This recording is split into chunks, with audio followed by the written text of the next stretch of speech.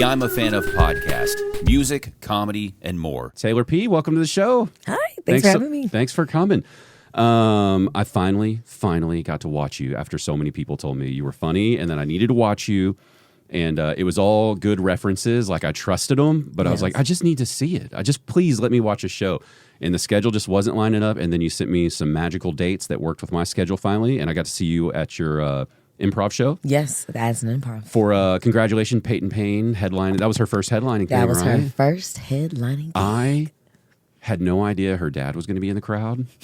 Did y'all catch that when you were hanging in the back? Oh yeah, no, were you watching the whole set? I think we knew her folks was going to be there, but we just didn't know. I love that so much because I always wonder, you're 2.5, 3 years in now, right?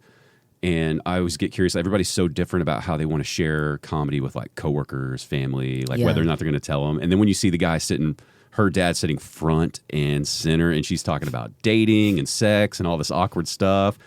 And then I think she was like roasting him a little bit, wasn't she? Oh, yeah. Yeah. It was awesome. It was a great show. It was amazing. That's like y'all's whole crew, though, right? Isn't that the Broccoli Bunch there? Yes. There we go. Plus or minus one or two, but yeah. You guys are all like, so I guess you're all about 2 or 3 years in, right? Because I had a couple of you on the show, and y'all are hitting it pretty hard as a class. Yeah. What's going on with that?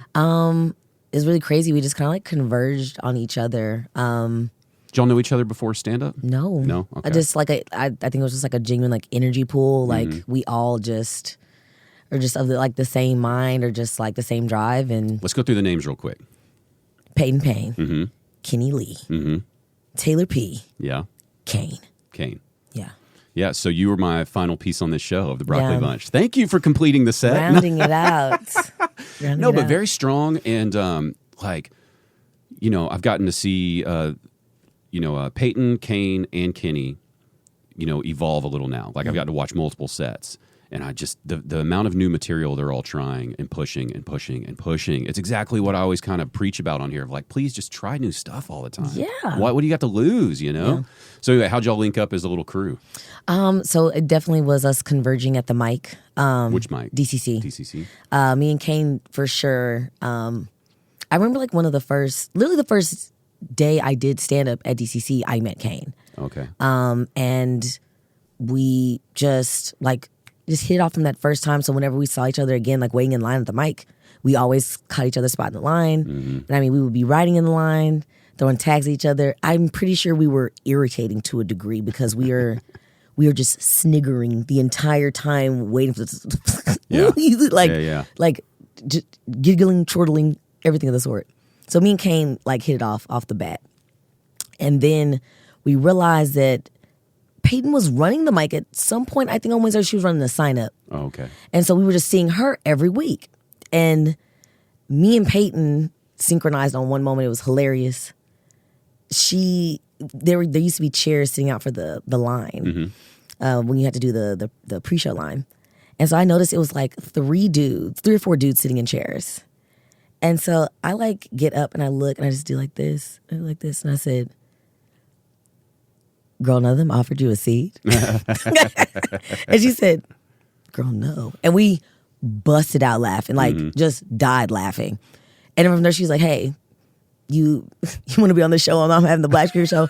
And that was my that easy. That was it was just like we clicked, instantly clicked.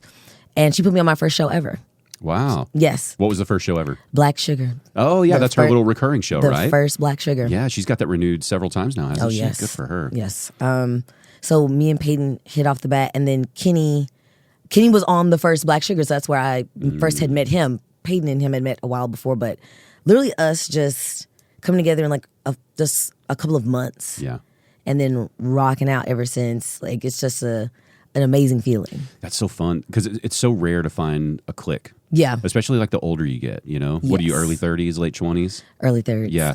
So you know what I mean? It's it's hard finding those cliques like you did in high school or college again, because people just don't, I don't know if you're all set in your ways or what, but it's just harder to find those people where you just bond that fast and all of a sudden you're a group again. And it's like you were friends for 10 years somehow. Yeah. So that's exciting for y'all. Y'all pushing each other? How's it go usually? Y'all texting each other? Hey, that joke sucked. Not. It's we're always just pushing a bit anyway. We're always just Yeah. working it out. So anytime we're together, it's just us working bits, or it's just us like talking funny, talking Yeah. comedy. And it was great as it never gets old. Like Yeah. we literally enjoy each other's company. We love each other's company. So it's just flowing. Mm-hmm. It flows constantly. I texted a comic for the first time ever offering like a suggestion, and I felt so cringy. No, no, I do it all the time. Like, Yeah, but you're a comic. You can do that. I'm not a comic. fair. You know what I mean? I'm just a podcaster who likes going to shows. And I saw somebody, and I was like, "Hey, man, I know him." And I was like, "Hey, you did this thing," and like, the whole time I was listening, I was thinking this might be a good little spot right here, And they're like, "Oh, thanks so much." But in the back of my mind, I'm still thinking they text that back to me, and they're like, "Man, screw him. What does he know? What does he know?" Yeah. How long did it take for you to feel comfortable thinking like you had something funny to say? Do you even feel comfortable yet? 2.5 years in, that's still brand new. I've always felt comfortable. I actually got into comedy because of a friend of mine paid for a class for me at DCH when it was Dallas Comedy House, and she's just like, "Taylor, yeah, you're hilarious. You need to like." You just like normal hanging out with friends, you're funny? Yeah. Okay. And so my friend's like, like, I just see this for you. And so, so she got me the class. And it came naturally because I was like a theater kid. I always was like on stage doing something as a child. High school theater? High school theater, church theater. Oh, church theater. Black Academy of Arts and Letters, T-Ball. Wait, what's that? Black Academy of what? Black Academy of Arts and Letters. What is that? T-Ball in downtown Dallas. You keep saying the words, but I don't know what it means.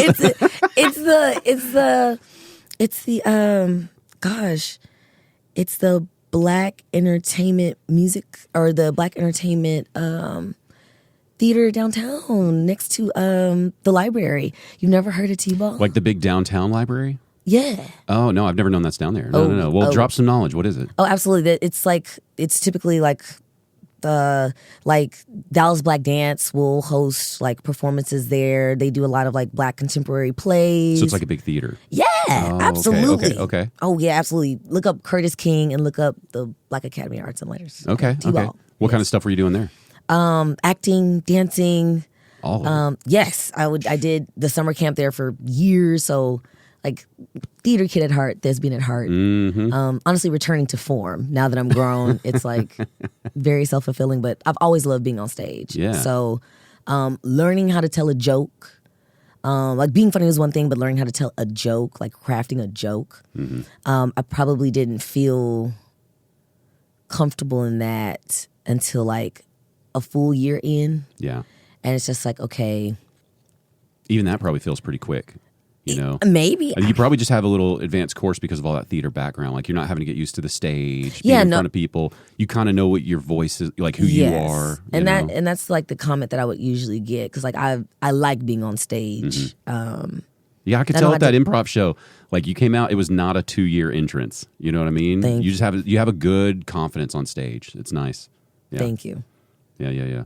Tell me more about this theater life though. Theater kids amaze me. I went to a small town school. If there was a theater program, I don't remember it. I think we all just had to do a play, like if it happened. Like we didn't actually love doing it. And then like the guy I'm going to be recording a special for here at the end of the year, Michael Pazwar. Have you met him? No. Big theater guy too. Like he went to theater at OU. Oh, okay. And theater people are just a little different. No, built very, very different. Yeah. Peyton is a theater kid. Is she? I remember her talking about she was like what I found fascinating about her was she was writing all these scripts and didn't want to do anything with it. Yeah, it was just writing, like she wants to write movies or shows or something. Script.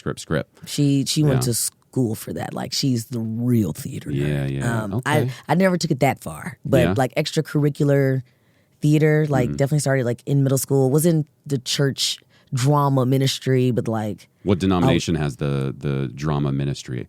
I'm not a church kid, so I don't know this stuff. It's all foreign. Well, I think I was Baptist. Yeah, you're Texan, right? From Texas originally? Oh, absolutely. Yeah. Okay, so Texas Baptist, and we got a drama team in the church, huh? Yeah, you got a drama ministry, you got an Ursher board, you got choir. What kind of drama stuff are you doing in the Baptist church? Are we just doing reenactments around like Easter and Christmas, or what are you doing? We're writing.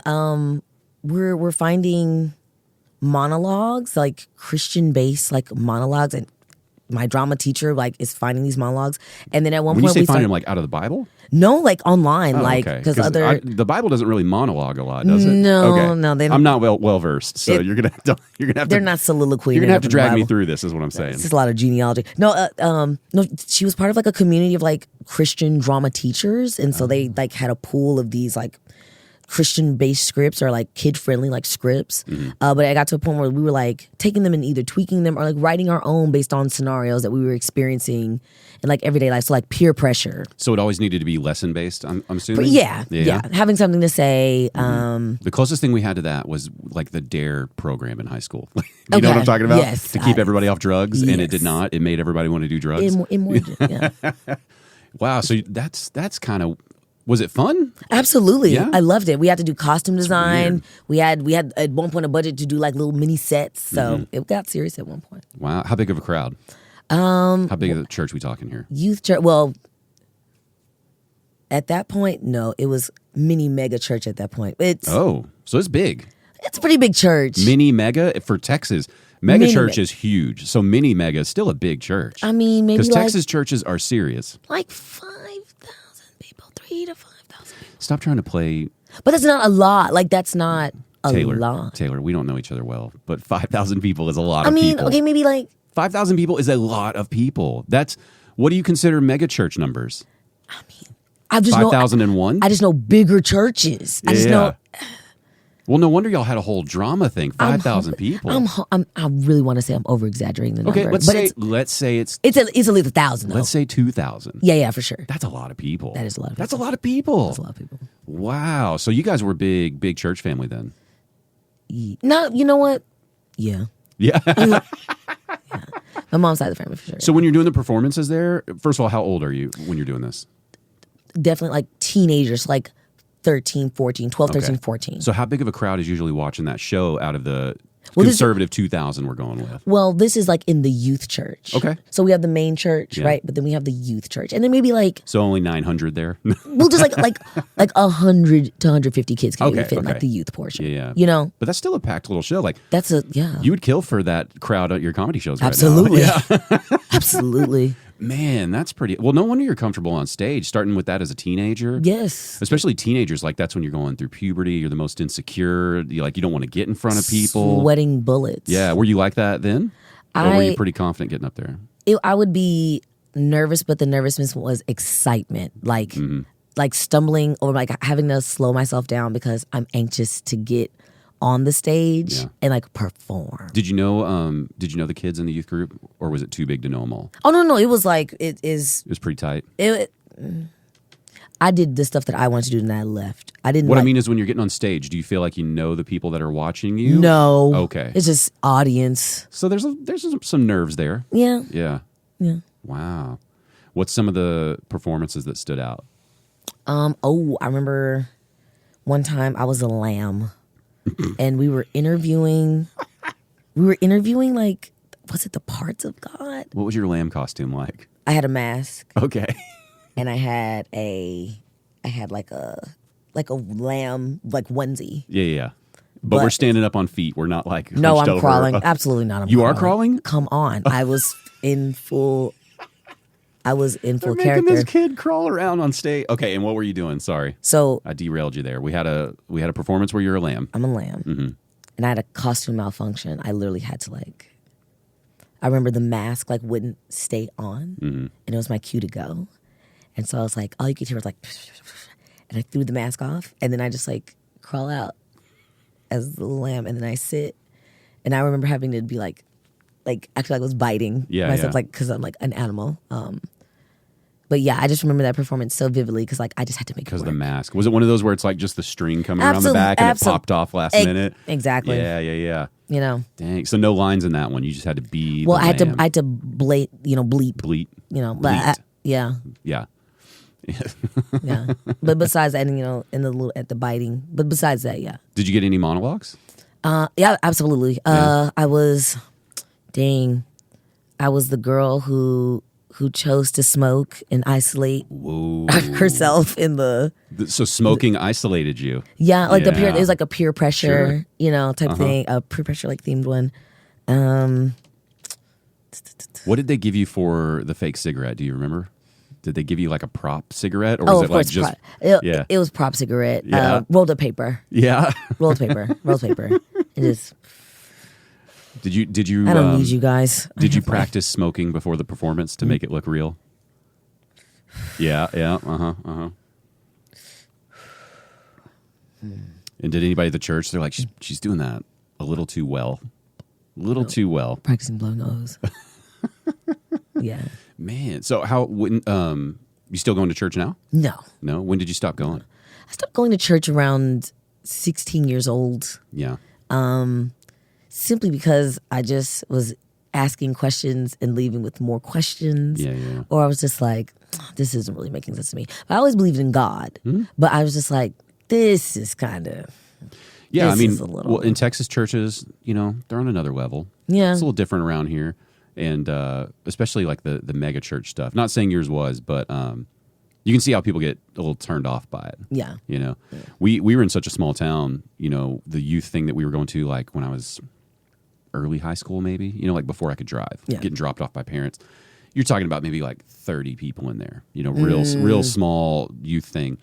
And I think I've said it on here before, but it's like there was where my thought process started changing was when the youth minister, who was a pretty good guy, like I'm not trying to make it out like he was terrible or anything, but the subject of like abortion came up in a youth group, because it's all teenagers and stuff, and they're trying to teach you abstinence, all that, and they don't really have a lot of answers. It's just like just don't do it. Don't. Yeah. All right. Just don't, because you don't want to go to hell. Right.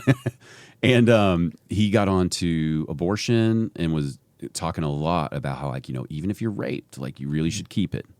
And Crazy I was stuff. and that was the first time where I was like, I feel like I have questions. I have some. I have follow up, and you don't have any follow up answers for this. It's just stop. And then literally, like, after that conversation, it was probably another day, but I feel like it was like right after. It's like one of the kids gets up with their guitar and they play Sweet Home Alabama, and it's like we're back into the fun. And it's like, this is weird. This is just strange. This is a little weird. That was the first time I felt like, whether they intended it to be that way or not, I felt like it was a little brainwashing. Can I tell you my worst brainwashy memory of church camp? I'm not anti-church. I'm like you. It's like I don't not believe in things. I just have no desire to go to church right now. Yeah. And it's like maybe I'll find something in the future that I like, but anyway, what's your story? Vividly remember church camp. And it was mostly the stuff that was like just seeing the other kids, like what was happening to other kids. We were at church camp. It was like a revival portion. We're in the sanctuary or whatever, and they're like, we want people to come up here and give testimony about what God has done for you. And so it's like 10 through maybe 14-year-olds. And somebody's like, oh, God saved my grandmother from cancer. Oh, yes, praise the Lord. Blah, blah. And it's like, I'm looking around the room that they're working everyone into hysterics. Because like a kid will do something and we'll clap. They'll be like, that's not enough. That's not enough. The Lord did it. And I'm like, why are they working us into like, it was like weird. I remember being so weirded out because I was looking around. I was like, it was like invoking the children to weep. Yeah. It was trying to force kids to weep. And I'm like, okay, this is a little. You see how they do it on like, oh gosh, I don't know what the denomination is, but the ones where they're healing, like touch you on the head. Oh, yes, speaking in tongues. Yeah, and you see it's like they worked those people up. Into a tizzy. So much so that now they're delusional and they're falling down, really believing it. You know what I mean? And it's like... The dancing in church, the dancing, that would be my favorite thing, is when people would catch the Holy Ghost and dance. And I'm just like, I want to feel the Lord like that. Are you telling me a spirit entered your body and invoked that out of you? Damn, I need some of that, girl. I mean, good for you if you feel that, right? Good for you. Good for you. But at the same time, I think you're a liar. That's all. I think you're a liar. I think you're putting it on because, like, it's a bit performative. You said your early 30s now. It's like now you've seen a lot of different personalities in your life. You've read a lot of different people, right? And we know there's a lot of people who are just full of shit all the time. All the time. And it's like when you see that, you're like, I don't know. And I'm like 16. Good for you at kind of a younger age, though, seeing it. The only reason, because my mother's side of the family, like very much, in the church. I was always doing something in the church as a child, but the way the other kids acted or thought was always very strange to me. And then I I like to read. I read the Bible. You know what I'm saying? Like, I would sit and read, like, okay, like, maybe try to read, like, a chapter of the Bible and then, like, have, like, a storybook with the correlating story, like, to see, like, pictures and shit. Yeah. And I would just, and I'll be like, damn, that's fucked up. Damn. Why did he kill all his kids? Damn. Why did he kill all those babies? Yeah. That's fun. This doesn't make sense. Hey, remind me real quick. Were you talking about Noah's Ark in your set? Yes. Okay. Yes. Yes. Sorry. When you just started talking about these things, it brought some of the set back. Yeah. Just I loved that section of your set. Thank you. Because it is the common sense stuff. Like, we're not going to step on your bit. Like, go watch your show if you want to see it. But it is like, you know, the big popular stories that we all know about floods and all these things. It's like, you know, like Central Texas just had those flash floods and that horrific stuff. And it's like, yeah, before internet, before we knew people outside of our close neighbors, it's like that would seem like the whole world. It's a cataclysm. Yeah, you know, or like a hurricane. You know, can you imagine going through a hurricane when you know nothing about weather yet? You think like we sinned. God is angry. Yeah, we're being a tornado. All you have is the little shack you built out of whatever wood or twigs we're dealing with in these early days, right?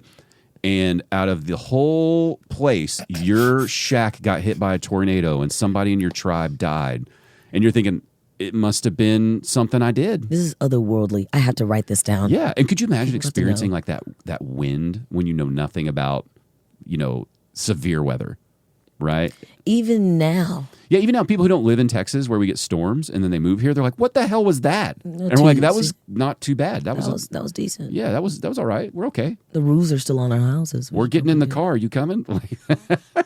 The roads are slick, friend. Let's go. Yeah, and so I love that part of your set. It was done really well, too, where it's like, you know, you're not, it's not like judgy, you know. No. It's fun. It's light enough, but you still hit just enough of that serious topic where somebody's going to go home and go, huh. Because that's just what I felt. Just, yeah. This is, guys, we need to look at this a little. I think about it a lot. I love like documentaries about like just space and the universe and just all the stuff we don't know about. Yeah. And so it's like watching all that, it's real easy to get on your high horse and be like, there's definitely no religion, there's no nothing, blah, blah, blah. It's all this and that, and we have no answers yet, which sounds like a religion, right? But but then I'll like late at night, I'll be like, man, what if all that does exist, but there really is just like a Christian God that's running the whole show. A dude. And we get up there to heaven and they're like, dude, we told you all you had to do. And then they're just like, so we're going to send you down there, man. I'm sorry. We put so many people in your life that followed this, that tried to get you to go to, like, there's still that small percentage that's the way it could go. Right. And it's like, it's wild to think about. You can't rule it out, as unlikely as it is, right? Because no matter what, none of us know what happens till you're dead. None of us know. Right? None of us know. And so even if I wanted to say the universe was made this way and that way, it's like, there's so much about that we don't know. Right. That it's still just like, hey, man, until you kick the bucket. Only when you get there. Like, both ways are a lot of faith. You know, a lot of faith either way. I would, if it is big guy in the sky, like, dude, just like, I'll just have to appeal to his better senses, honestly. Yeah. Like, also the caveat, I am baptized, so you can't undo that. Something going. I got dipped. I never. So I gotta, yeah. Even I can have my questions and wonderings. Hey, in your Baptist church, white Jesus, black Jesus? Dang, our Jesus is black. Yeah. Very black. Yeah. Very black. Yeah, like a mocha Jesus. Mocha Jesus. Jerry curl, like. Because that's more of the silly stuff about religion that we even care, right? That it's like, you know, it should be a, you know, like it. Well, I mean, yeah, I guess Jesus is supposedly a real person. Apparently he existed. Jesus of Nazareth. Yeah. Is allegedly an actual real and from that person. area, definitely some sort of brown. We know that for sure. Some brown guy. Gotta be. Yeah. Brown dude. But yeah, I would think if I lived my life reasonably, that he's going to understand everything and just be like, yeah, you know, I see where you slipped up here, but I'm all knowing, so I get it. I knew you were going to do that. Yeah, dude. I get it. Relax, dude. Yeah, that's cool. Relax, like, dude, I was talking to a friend, and it probably sounds crazy, and I hate even saying it on a recording, but It's like if you're all knowing, if you created everything, Omnipotent. right? Doesn't that mean the worst human beings you can think of? Who's maybe like one of the worst people in history you can think of? What's the easy go-to names? Who was the Mass guy? genocides. The guy. Horrible. Leopold. Huh? Leopold, the guy that was in the Congo. Napoleon, Hitler. So an all-knowing, all-understanding being, they die, they get up there. Aren't they just like,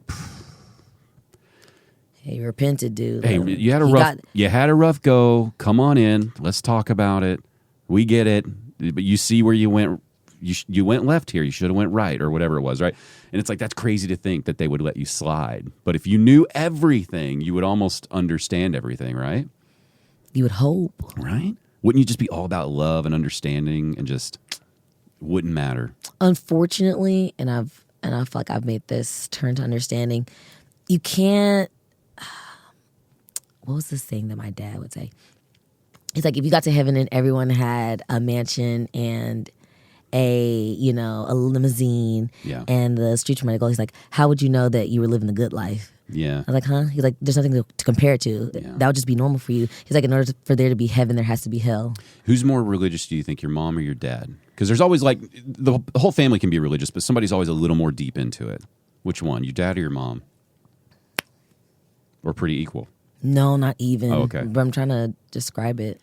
Like my dad is agnostic at best. Like he's oh, so that's an interesting viewpoint from him then, too. Oh yeah, no, he's definitely, as far as like leaning towards somebody, like I'm leaning towards my father as far as being like very like I don't know about that. Like wow. So your mom was the more religious one. Definitely more religious, and not in a way that was just like ever like affected like lifestyle or anything like that.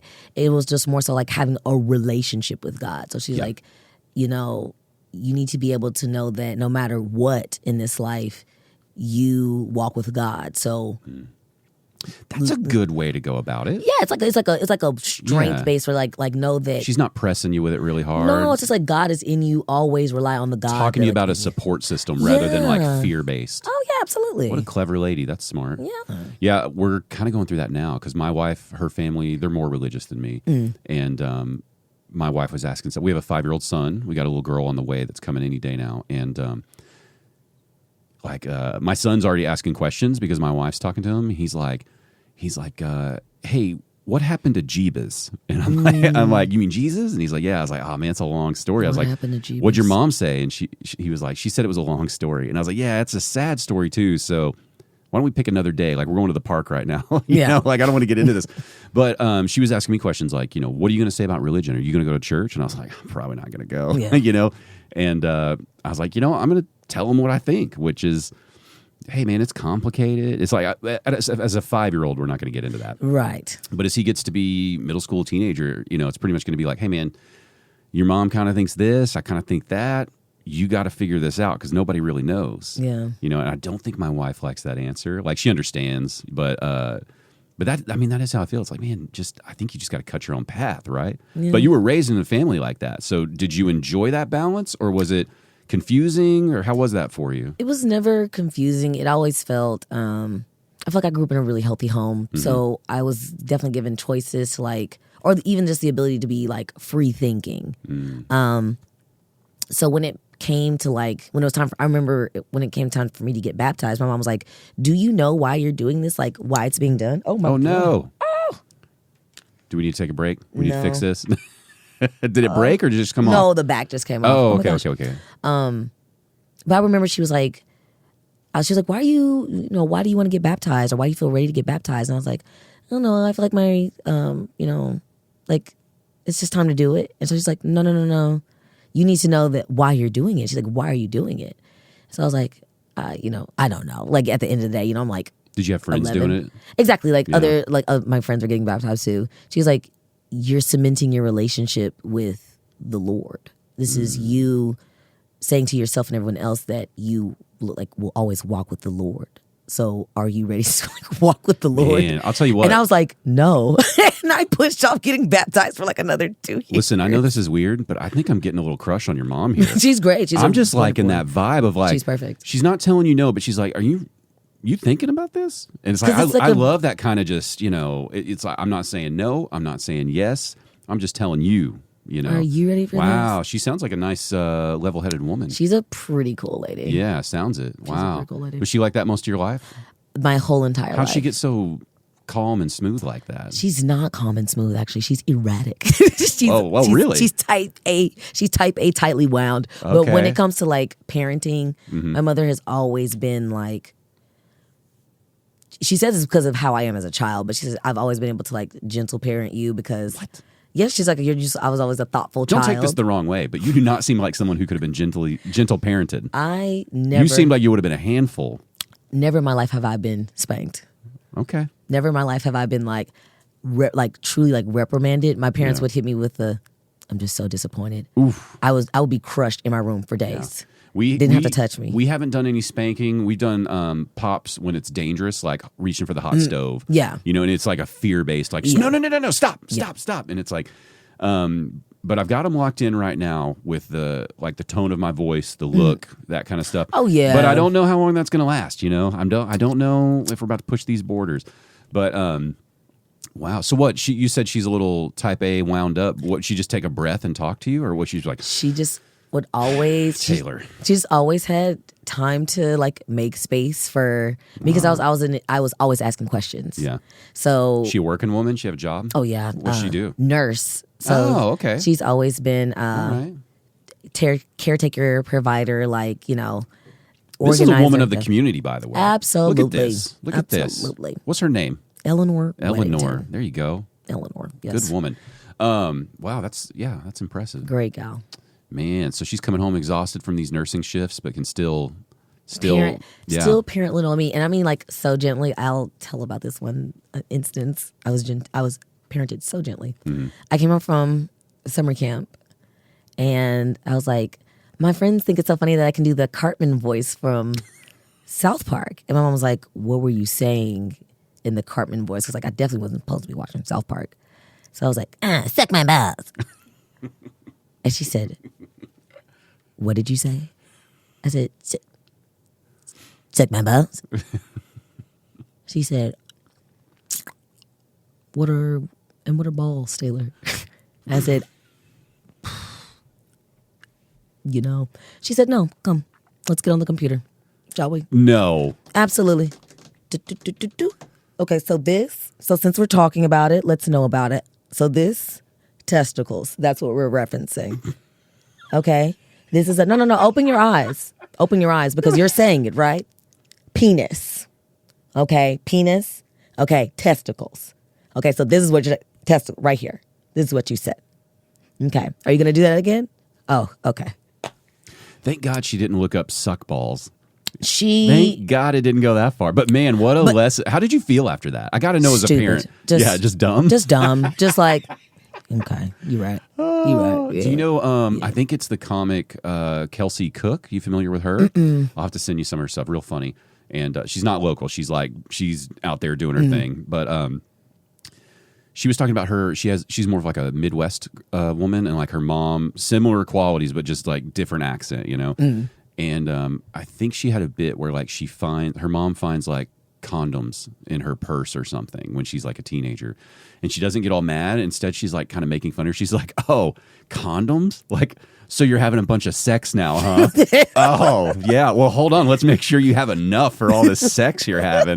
It's something along those lines. It's the funniest little bit, and it's like these parenting hacks where you're like, "Damn, I gotta take notes," because the default is anger, and you want to berate them into not doing it. It's like, how that's going to go. That's going to lead to rebellion and like, "Fuck you, Dad," and all that kind of stuff. And it's like, I got to get all these little tips and tricks to be clever like that. That's so funny. Googled balls, testicles. Let's see what, okay. Yeah. Both of these right here. And it wasn't scarring for you at that point. You were It was just embarrassing. Like, damn, she's reading. Is your dad in the house when this is going on? Well, of course I have to tell him also that I said that. Is he like? I just picture him walking by with like a a cup of coffee or something, just being like, "What are y'all looking at?" What are you talking about? Go and tell your father what you said today at summer camp. Why don't you let him know what you said? And you're still doing the voice. You're like, ugh. She's like, no. She's like, no, do the little voice that they was laughing at. Yeah. Yeah, my mom used to clown my ass. Wow. Are you a only child or siblings? Older sister. I have a younger sister. Oh, so she went through this already. Oh. And she knew what she was doing by the time she got to you. Oh, yeah. No. I'm the oldest. You're the oldest. I'm the oldest. Oh, okay. no, I was there. So she had this on first run? Yes. Dang. Yes, she's good. Would she have like a solid, like your grandma real solid that way too, or what? I think... I don't know. I just like really lucked out. Like That's pretty great. Like my parents are just really awesome. Like genuinely awesome. They sound cool. What's your dad do for a living? My dad's a police officer for 32 years. Dallas Police Man, Department. look at y'all. Like just this crazy. Like y'all are like a. You may be too young. Like, do you remember like TGIF on TV shows and stuff? It was like the after school TV shows. Yeah, it's old, but it would be like these American family shows. So it's like mom, dad, 2.5 kids, dog, yes. But it's like, yeah, you're over here like, mom's nurse, dad's a cop.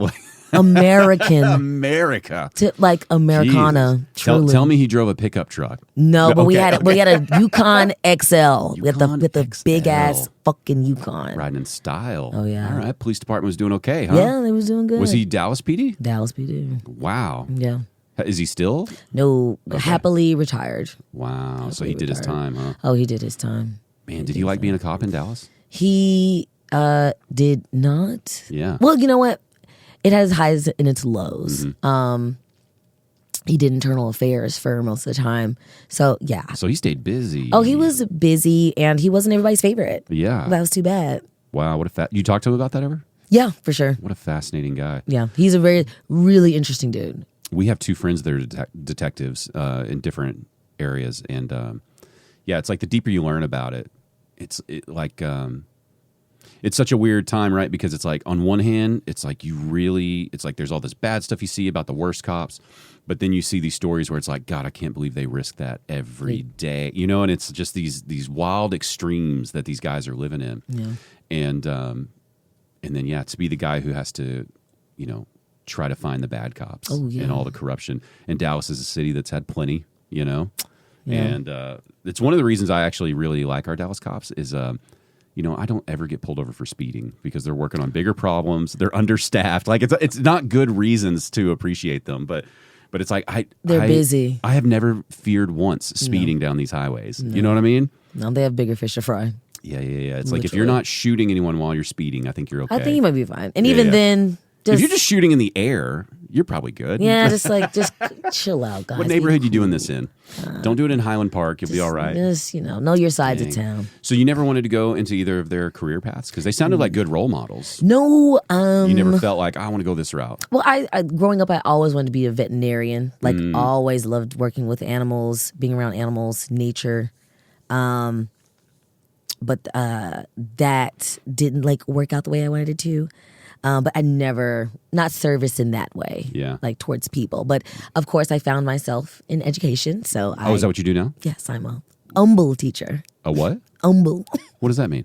Humble. Oh, humble. Oh, I was like, what grade level is this? I am a humble educator now. Oh, well, good for you. We need more.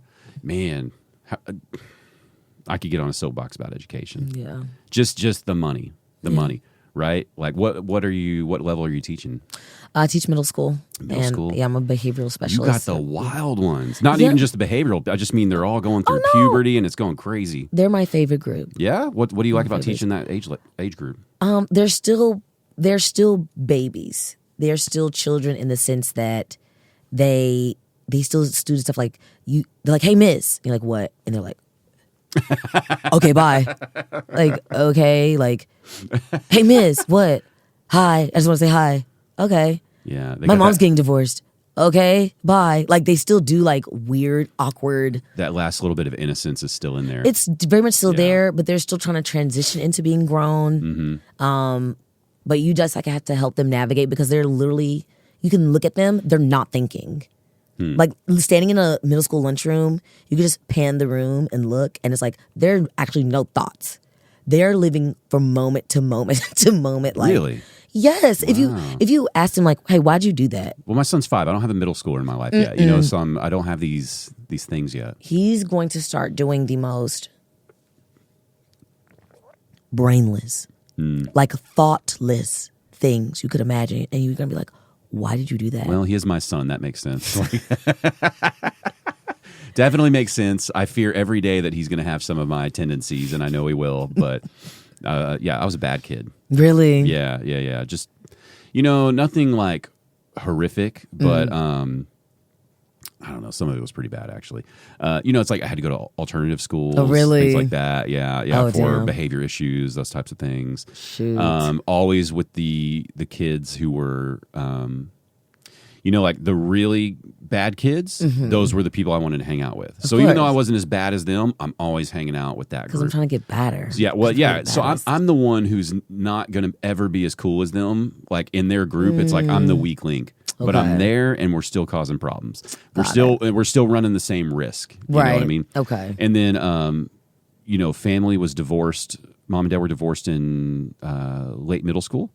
So it's like, Oh, rebelling. yeah, and then Rebel. not. Neither of them were like, horribly financially stable. Like we always had food and a roof. Right. You know, poor but not like starving. And Yeah. you know, we're not a sob story. Just kind of a regular lower middle class income. But because of that, you know, they're so busy with their own stuff. Like parenting is kind of a secondary. Right. You know what I'm saying? They're just trying to keep their head above water with bills, like so many people. And so yeah, now I'm worried. God, we were like, even my wife. It's like we were wild. Yeah. You know what I'm saying? It's like it's part of me loves that I had that because it does form you certain ways. But then I genuinely so many times I'm like, what would I be doing with my life if I buckled down more and focused? If I wasn't doing all that crazy stuff, like I wish you could see both paths to go like Just to know. like what was it worth all the crazy stuff? Because I do feel like I have more sensibilities about me going Yeah. through that, and having friends that were raised in these crazy environments, I think was good for, especially as an adult. It's like when you see a crazy person now, not even like a mentally unstable person, but just. Well, some of these comics, right? Some of these comics Eccentric. are wild, feral people Yeah. that are somehow getting along in society, and it would be so quick to just judge them. But now that's like growing up with a friend group like that, you're like, okay, I bet there's some of this that went on, some of that. You know, this is probably their first time even considering acting different ways or like professionalism. Like before we were getting on the mic, we were talking about just the professionalism of comedy when you're trying to navigate it. And it's like some of them are so bad at it. It's like this might be the first time in their life they're ever attempting this. And you saying this actually like clicks a light bulb for me because I would go to workshops at different comedy clubs, and it was always the thing that they were spend a lot of time on was professionalism, how to act, dress, da-da-da-da-da. And I would always ask, like, you came from Kenny or what- Peyton, I'm like, why are they constantly harping on, like, don't hit on the waitress, or don't like, Kenny's like, because they don't have like real jobs and they don't like know how to like actually act. It's like, that's insane to me. Well, because you're seeing for the first time the difference of, you probably didn't even realize you were being raised with good role models. You know what I mean? You probably just thought Right. these are parents. Yeah, Your that's parents just- aren't like that? Whereas like the previous comedy special I recorded is with Lawrence Rosales. You ever met him? Oh, yes. And I love Lawrence. I'm still learning about his wild ass upbringing. Wild. Every time I meet him, I hear a little more and I'm like, I'm just going to hug my son tonight. Because Like, Lawrence, man, thanks for sharing, because I want to be a good parent now. You know, and it's like, and he is somehow getting it back on track now. Yeah. You know what I mean? It's like, God, dude, it's like, I hate being a cliche like your success story, man. Like, I don't want to do that to him. But- because that sounds like he's been through so much shit, but then he talks about it like he's been through so much, and you're like, okay, because I was thinking it was bad. And you're confirming it was bad. getting it out the mud. Yeah. Like getting it, put bootstraps. Yeah. That's bootstrapping. I'm glad to hear they're teaching that in comedy classes. I've never sat through one or anything, you know, because it's like, how many funny people are you losing? The reason they're Because- funny is because of this crazy, for Right. some of them, not everybody. Yeah. Like, I don't think you have to be damaged to be funny. Right. But some of them, that's why they're so funny. Yeah. And you're thinking like, man, how many opportunities did you miss because nobody ever showed you the etiquette? You know, just arriving to shows on time, communicating we're going to be late. yeah. You know, like crazy stuff. And I'm just like, Jesus Christ. The But- unspoken rules. Because, like, you know, you probably knew, like, Well, look, you have a career. Yeah. You know, it's like, hey, if I'm going for an interview, I got to dress like this. It's like, hey, well, if you come into this open mic, believe it or not, as an interview for these other shows, but you don't view it that way because you're just listening to your favorite podcast that tells you like comics are drunk and crazy, right? We're all damaged and screwed up, like crazy. No, I showed up 30 minutes late. I ran my time. I gave somebody the finger. I ran the clock. I did cocaine in the bathroom, and I punched a waitress in the face. and you know what? They're just assholes who don't want to rebook me because they don't get They comedy. don't get comedy. They don't get my genius. They don't get fucking comedy. And I'm bro. sitting over here as a non-comic hearing these like, What the fuck is this guy going on about? like What the funny, fuck? funny's not good enough. It's not But- when you're a douchebag, And when I, you're an you know, asshole. Yeah. Jesus Christ. But that's you're that's odd for you being a more put together person finding comedy though. Yeah. You stand out a little bit amongst the group probably at times when they're like bitching about their stuff and you're like My dad ate a whole loaf of banana bread the other day. That dude, it was wild. he's so selfish. I think he had a lot of reflux. Man. Frick. Dang it. Do you ever feel like an outsider like that? Yeah, I mean, everybody's really welcoming and cool, but just, it's like sometimes you can't have a conversation about like a 401k with some people and you don't want to like, you know what I mean? It's like you can't have some of the adult conversations you want to have. Yeah. I found my people in the scene who are capable of having like those adult conversations. Like Sean Lee, for example. Sean is always literally like trying to find the next like Is this best way. Sean the Entertainer or something No, like that? Sean Lee. Sean Lee. Okay, I gotta look it up. Sorry, Sean. Great clean comic out of Dallas. Okay. He's always about like, investments, budgeting. He'll always be sending like a reel or something like, hey, potential investment opportunities if you have to. I'm like, thanks, Sean. Like, I mean, look, Americans, like, we need that now more than ever. yeah, people are not financially literate. Yeah, and like the people who are supposed to teach you financial literacy, they're not doing it. It's Absolutely like not. our government, our schools, like they're not putting an emphasis on these things. We don't want you to be financially literate. Right, and that's a bigger conspiracy of mine we won't have to get into. That's okay. And I then, get you. you're fortunate that your parents sound like they probably were able to teach you the importance of like savings, don't overdraft, these little things that can snowball and ruin you for 5 years. Yeah. And but it's like now imagine, Lawrence at 18. Yeah. And this dude's getting mailed credit cards, free money, and nobody's talked Tell to him him. anything. Nobody, and maybe somebody did. I don't know. I'm making this story up, but it's like, so yeah, it's like you need friends. I think that's one of the best things about like social media taking off. It's like you can find these answers. You can find your people. Yeah. You can find literally what you need. And it's like you can just pick your entry level job, right? You can be a cashier at Dollar General. And if you hustle, you can set aside a little bit of money and find ways to turn that into something. Yes. It's like it's not easy. I'm not trying to No, say it's at easy, all. right? No. But there are paths for almost everyone to get out of whatever that hole is. I remember. They just don't know. I remember growing up, Mm-hmm. I learned financial literacy at the same time that my father did because we had to listen to John Commuta tapes. Is that like And- pre Dave Ramsey? Who is Oh that? no, it's like he's like the other Ramsey. What does that mean? Like they did the same thing. Like it was the Oh, same okay. like cassette tapes and like Okay. yes. So Wow. So that's y'all were listening to this in the car? That's what we were listening to in the car. That's what I was learning. I was learning about debt consolidation and living debt free. That There was the you whole go. thing. Yeah. So yes, living off of cat food and crackers. That was the Cat thing food and That's what he crackers? always said. You don't want to be living off of cat food and crackers. I thought he was saying like you like do that. And No, it's like, no, this no. is terrible. No, financially. no, he's like stop fucking around until you're Yeah. living off of cat food and crackers. Like, I just remember that from my childhood. But yes, I learned financial literacy at the same time as my parents. And you see it, right? And it's like I'm 40, so I hit an age where it's like if I try to talk about any of that, people are just like, you don't get it. And it's like, hold on. They're just like, no. We gotta try first. You old people, and it's like, no. What I'm saying, it's like there are these like homes are way too expensive. Yes. Okay, homes are out of control. I'll never be able to buy a home. I have an honest job. Right, they're out of control. But part of the reason they're out of control is all of us, we wanted these like baller ass homes.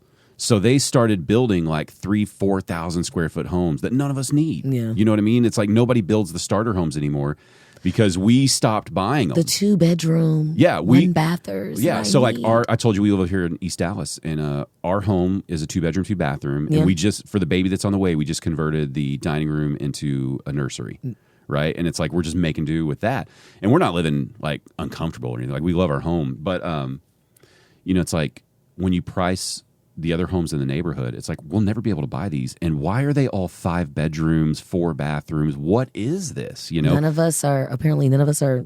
Most of us aren't married or going to have kids. Apparently, the birth rate has dropped. I don't need a 5-bedroom home. That's what I'm saying. So it's like part of it is like we're to blame for driving this market of like these. HGTV was showing all these homes being flipped and turned huge and big. Well, and everybody thinks you need to live that way. Extreme home makeover. Yeah, and it's like, look, I'm not telling you need to stop having your Starbucks, and that's why you're poor. Your avocado toast. Yeah, but it's like, hey, there also is nothing wrong with like, okay, we can't afford houses. Let's try to find like a townhome or a condo. Like our first home that we purchased was a 2-bedroom condo, and it was way cheaper than anything, and we were able to find it in Dallas, right? And it turned out to be a great investment. And it was not pretty. It was ugly. We got the ugliest looking home we could find, and that's why we got a good deal. And then it's like, hey, I know you want that new car, but it's like those used Corollas, man, they last forever. They last forever. Let's do the Corolla. Let's get the car. I don't know what y'all's income was like, but it's like we had a no new car policy. I'll tell you that. Okay. And it's like there's no new car. Why would we buy a brand new car? Something about growing up in our income level too. There was like a brag of like your shitbox car. It's like, yeah, this is what we do. This is what we got. I'm going to see what I can do about these dents myself. We'll figure this out. And it's like, I don't know. There used to be like a little pride in being like situated very like middle class. It's like, this is what we do. Yeah, we don't buy the fanciest. I'm not getting ripped off. You kidding me? Are you kidding me? Yeah, and I feel like we have slipped away from that a lot. It's like now you see these people, like, especially here in Dallas. It's like I know there's a lot of people with money here in Dallas. Yeah. But there's a lot of people that don't have money too. And it's like there can't be this many people who can afford Porsches, Mercedes. Y'all, what are y'all doing to yourselves? And what front are you trying to maintain for the sake of heirs or just like... Yeah. Yeah. I almost looked at Kane that way because he told me he had this... We were talking about cars, and I like the wagons. I don't know if he's ever showed you his car. Oh, yeah, of course. Okay, but he was telling me he had this BMW wagon, and I'm like... In my mind, I'm thinking like, Kane, what are you doing buying this BMW? And then he shows it to me after the podcast, and it's a used one. And I was like, this is exactly the kind of car you should be buying. Yes. It's fully depreciated, and you're putting some work back into it to make it how you want it. Oh, no, that's doing it right. He builds his cars. He freaked me out because he was like, he's like, I switched all the wiring and all that. And I was like, you switched all the wiring? And he's like, yeah, that's what I do. And then he told me, he told me he works on airplanes, and I was like, oh shit, dude, like this is the right way. You learned a trade, you learned a skill, you're saving money off of it. And I think a lot of people just forget that you can do that you can figure shit out, save a bunch of money, and like, I don't care what you're driving. It's like, you cool, you're a good person, yeah, we'll be fine. That's all good, But everybody, maybe just being insulated in Dallas here too, we see like a higher amount of that, of people like, really trying to show like they got a lot more money than they do. And you just want to go like, would you just chill? I don't care. I don't care about that. No one cares. Yeah. My dad would always say that people live, people's priorities dictate their lifestyle. Mm-hmm. So if your priority is to appear like you have a lot going on, then like you'll do everything to facilitate that, even if it's at your detriment or to your pocket's detriment. Yeah. Yeah. Did you take any of that advice when you were listening to those tapes, or was it just all annoying? After a while, like at some point you just have to listen. Yeah. At some point it's just like, okay, I guess I'm listening.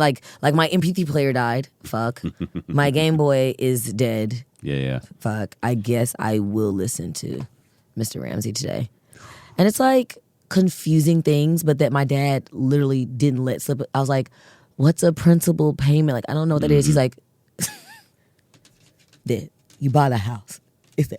I remember like learning concepts. I'm just like, this doesn't apply to me in a way that like you can't even begin to understand. And now I'm 30 and I'm like, okay, I see what they was talking about. Right. Okay. That's the other part too, right? It's like you can teach a younger person as much as you want, but if they're not ready to care about it, it's like all you can do is throw it out there and it's up to you. And hoping something sticks. Yeah. I just feel for them, anybody in their 20s right now. I really do because, this is going to sound worse than I mean it to, because it's like that's always the trope of like, y'all just need to work harder. And I'm not saying it that way. What I'm saying is I always had multiple jobs. I was always one of those. It's like, I don't mind working 2-3 jobs. I'm not saying that's the answer for you right now, but it's like, so even now, if I went back, started working 2-3 jobs, it's like, I think about how long would it take to save up a down payment these days? You know what I mean? And it's like, you're just like, the average home buyer, I think, is over like 55 or 60 right now. Yeah. That's crazy. That's crazy. It's not enough money. I noticed, and this is like in a very short span of time. Before the pandemic, I don't want to tell all my business, but before the pandemic, I made about...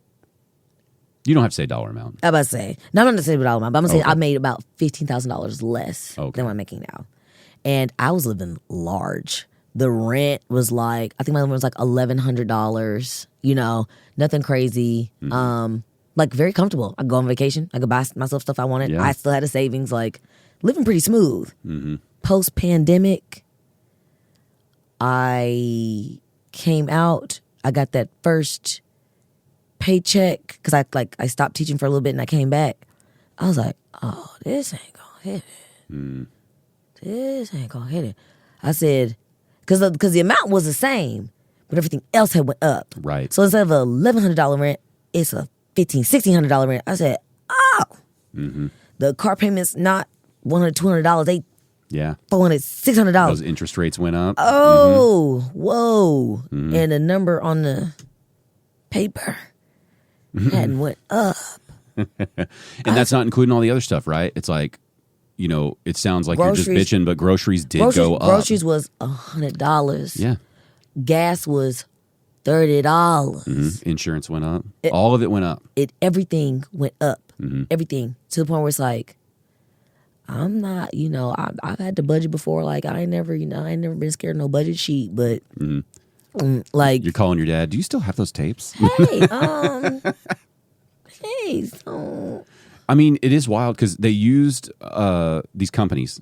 I don't want to use a broad they. It's like corporations in America specifically used the pandemic as a reason to not only raise prices but like get rid of workers. Yes. I'm so sorry. Like business is struggling. We got to let some of you go, and then at the same time we jacked up our prices because air quotes supply issues. And it's like, hold on, you do car insurance. What supply issue are you having? What are we that talking this shit's going on? about? Shut up. And we know the game. It's like y'all don't want to touch any of your profits at all. And it's like if you've been making money, you've increased them actually. If you've been making money off Americans this whole time, and we're in a pandemic, this is the time where you go ahead and go, guys, shareholders, we're going to take a hit to our profits because we're not going to do this to American people. And then when the times are good again, we'll get back to where we are now, and the American people will be loyal customers because of that, right? You do board meetings, you do votes, you get everybody on board with this. And if your board votes against it, you go to the public and be like, we tried to, if we sell eggs, we tried to do this, our board is saying this. Here are the people on the board. Do your work, internet, like work, Yeah. But like just whatever happened to just like looking out for your consumer also, right? And then once the pandemic's over, it's like they didn't necessarily hire a lot of people back, and they never lowered the prices back down. Nope. And the supply issues are supposedly gone. This is just our new price? Fuck y'all. Like, what are you doing? For nothing. Yeah. For nothing. And if you had done all that, but you were like, yeah, but we increased wages to match it. Yeah. It'd be like, well, okay. I guess. Yeah, we're kind of chasing our tail, but thanks. And it's like, I just don't buy it, and it's so frustrating. And then at the same time, they're like, I don't know what these kids are getting on about. What do you mean you're broke? They're broke. Give up your cell phone, give up your Starbucks. And it's like, first of all, they're not going to Starbucks. No one's going to Starbucks. They don't like Starbucks. They hate Starbucks. They're not going to Starbucks. They're not doing this, all right? And, it's like just all those old lessons. Yeah. And then the other side of that is like you have all these investment firms buying up any cheap home they can to turn them into rental properties. Have you seen these new housing developments that are just purely for renting? It's sick. That's disgusting. And I can't believe it's legal. And I saw, I think it might be out towards like Princeton or something, north of here, like out by McKinney. they're building a neighborhood of tiny homes. All right? Which this is insane in America. Yeah. It's one thing if you want to build a tiny home because that's the way you want to live. It's another thing that we're building them. And I'm expecting you to rent this and live in this. Yeah, and the tiny home dream is like, I'm going to build something for $15,000, right? In the middle of nowhere, too. Right. You know, I'm going to travel and be free or whatever it is. Yeah.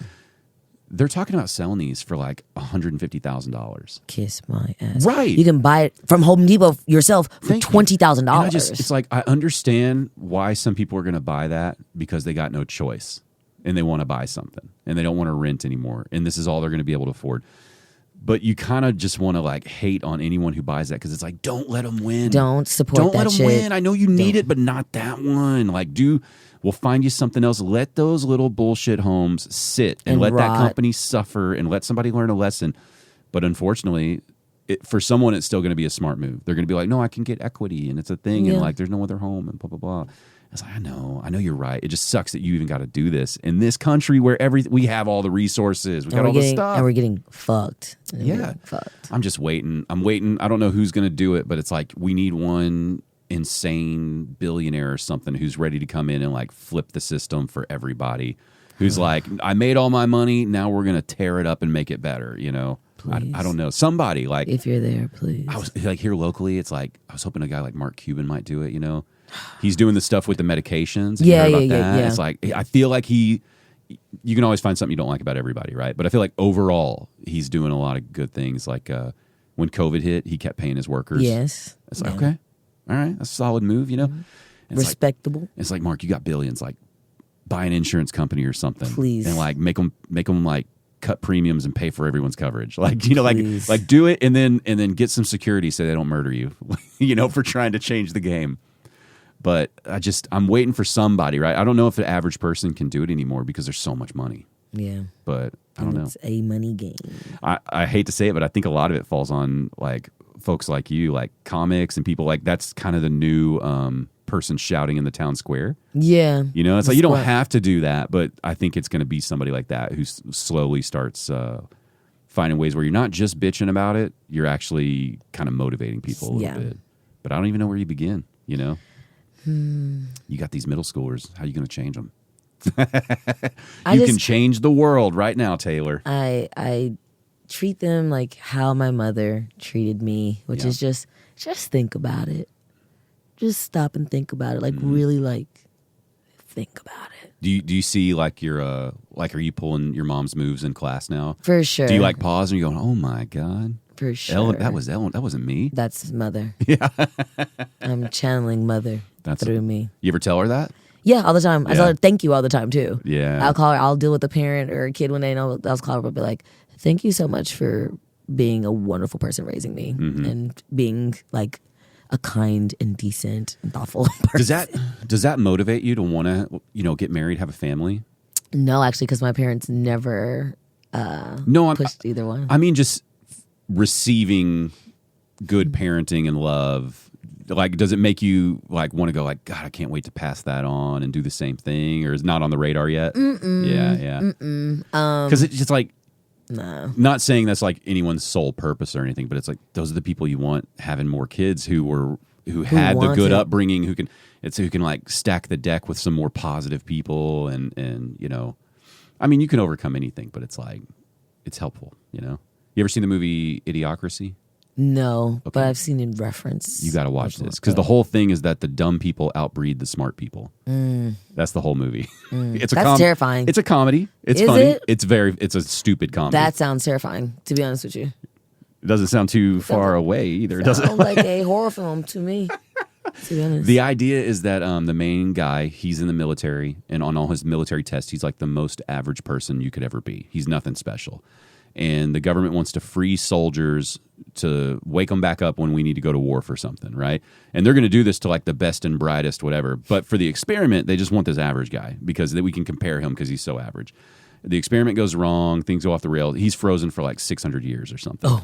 So when he wakes up, society, the dumb people have outbred the smart people. All language has devolved into a mixture of all the different slangs of all the different cultures.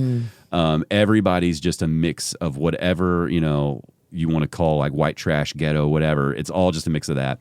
and he is now the smartest person in the world. And the other person that gets frozen is Maya Rudolph from Saturday Night Live. But she was just a hooker that they picked up off the street and froze her too. Nuts. And so they're now like the two smartest people in the world. Terrifying.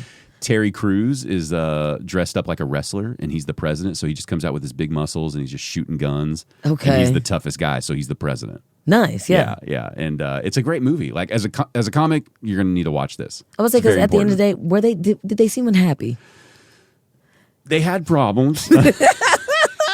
Were they unhappy? You know, if they there were major issues. Okay. Like, they couldn't grow food anymore. Okay. Because they're watering food with Gatorade because it Right. has electrolytes, and that's what plants crave. It wasn't Gatorade, though. It was called Brondo or something. Okay. But it's Gatorade. Okay. And, so they were having problems. They could not get food anymore. And it's pretty interesting. So he's trying to solve the problem just by teaching them, like, we put water. And they're like, what? Out of the toilet? You want us to put that dirty water on there? Anyway, I'm not going to get the whole movie. Hilarious. Yeah, as a comic, you got to watch it. Okay. What are some of your favorite comedy movies? Oh, man. What are some of your staples? Airplane. What? You're too young for this. I fucking Airplane? love, like, Can I tell you? I couldn't wait to get that out. Airplane. Can I tell you, we're living in a simulation because my coworker today just told me that they did a new Airplane with Liam Neeson. Really? There's a new remake. He's like they go over it real quick. I think he's the son of Leslie Nielsen's character. My God. But hold on, how'd you get You're too young for Airplane. This is not your generation. That's not even my generation. That is one of the funniest Silly. Silly. It's like the bits are so embedded into what they're doing. There's the scene where he says, I have a drinking problem. And he points that shit. I said, no, this is peak humor. This is Airplane is one of the funniest. Who showed you that movie?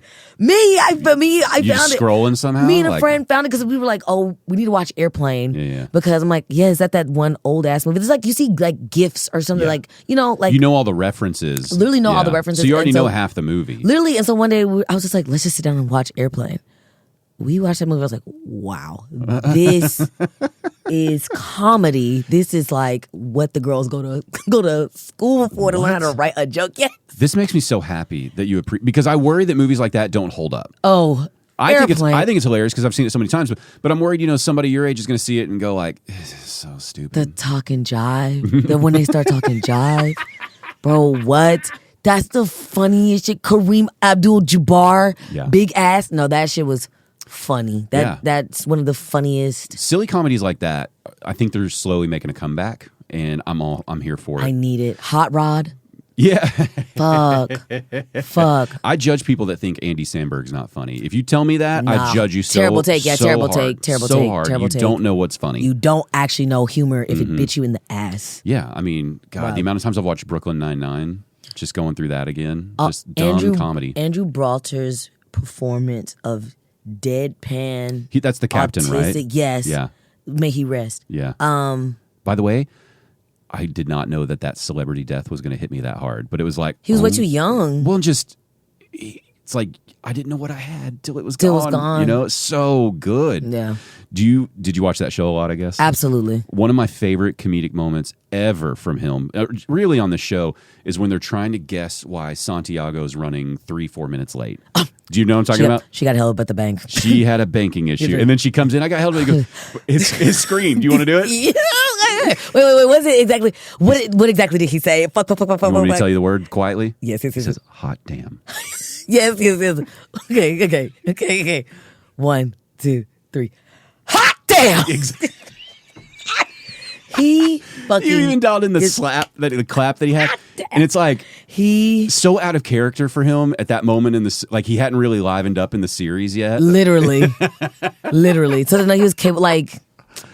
Oh man, I love when these serious actors can go that comedy route and just kill it, Because wasn't he on like a stuffy doctor show or something? Yes, like he's usually like either a army guy, like a doctor, like very serious. So to put him in a comedy and still be like, but actually still bring that like character, like I got to know who got him to do it. It's like, did the producers of the show find you? Did your agent tell you like you got to, or was he just did he find It seems like it'll be fun. Yeah, it's like because whoever connected the dots there is genius.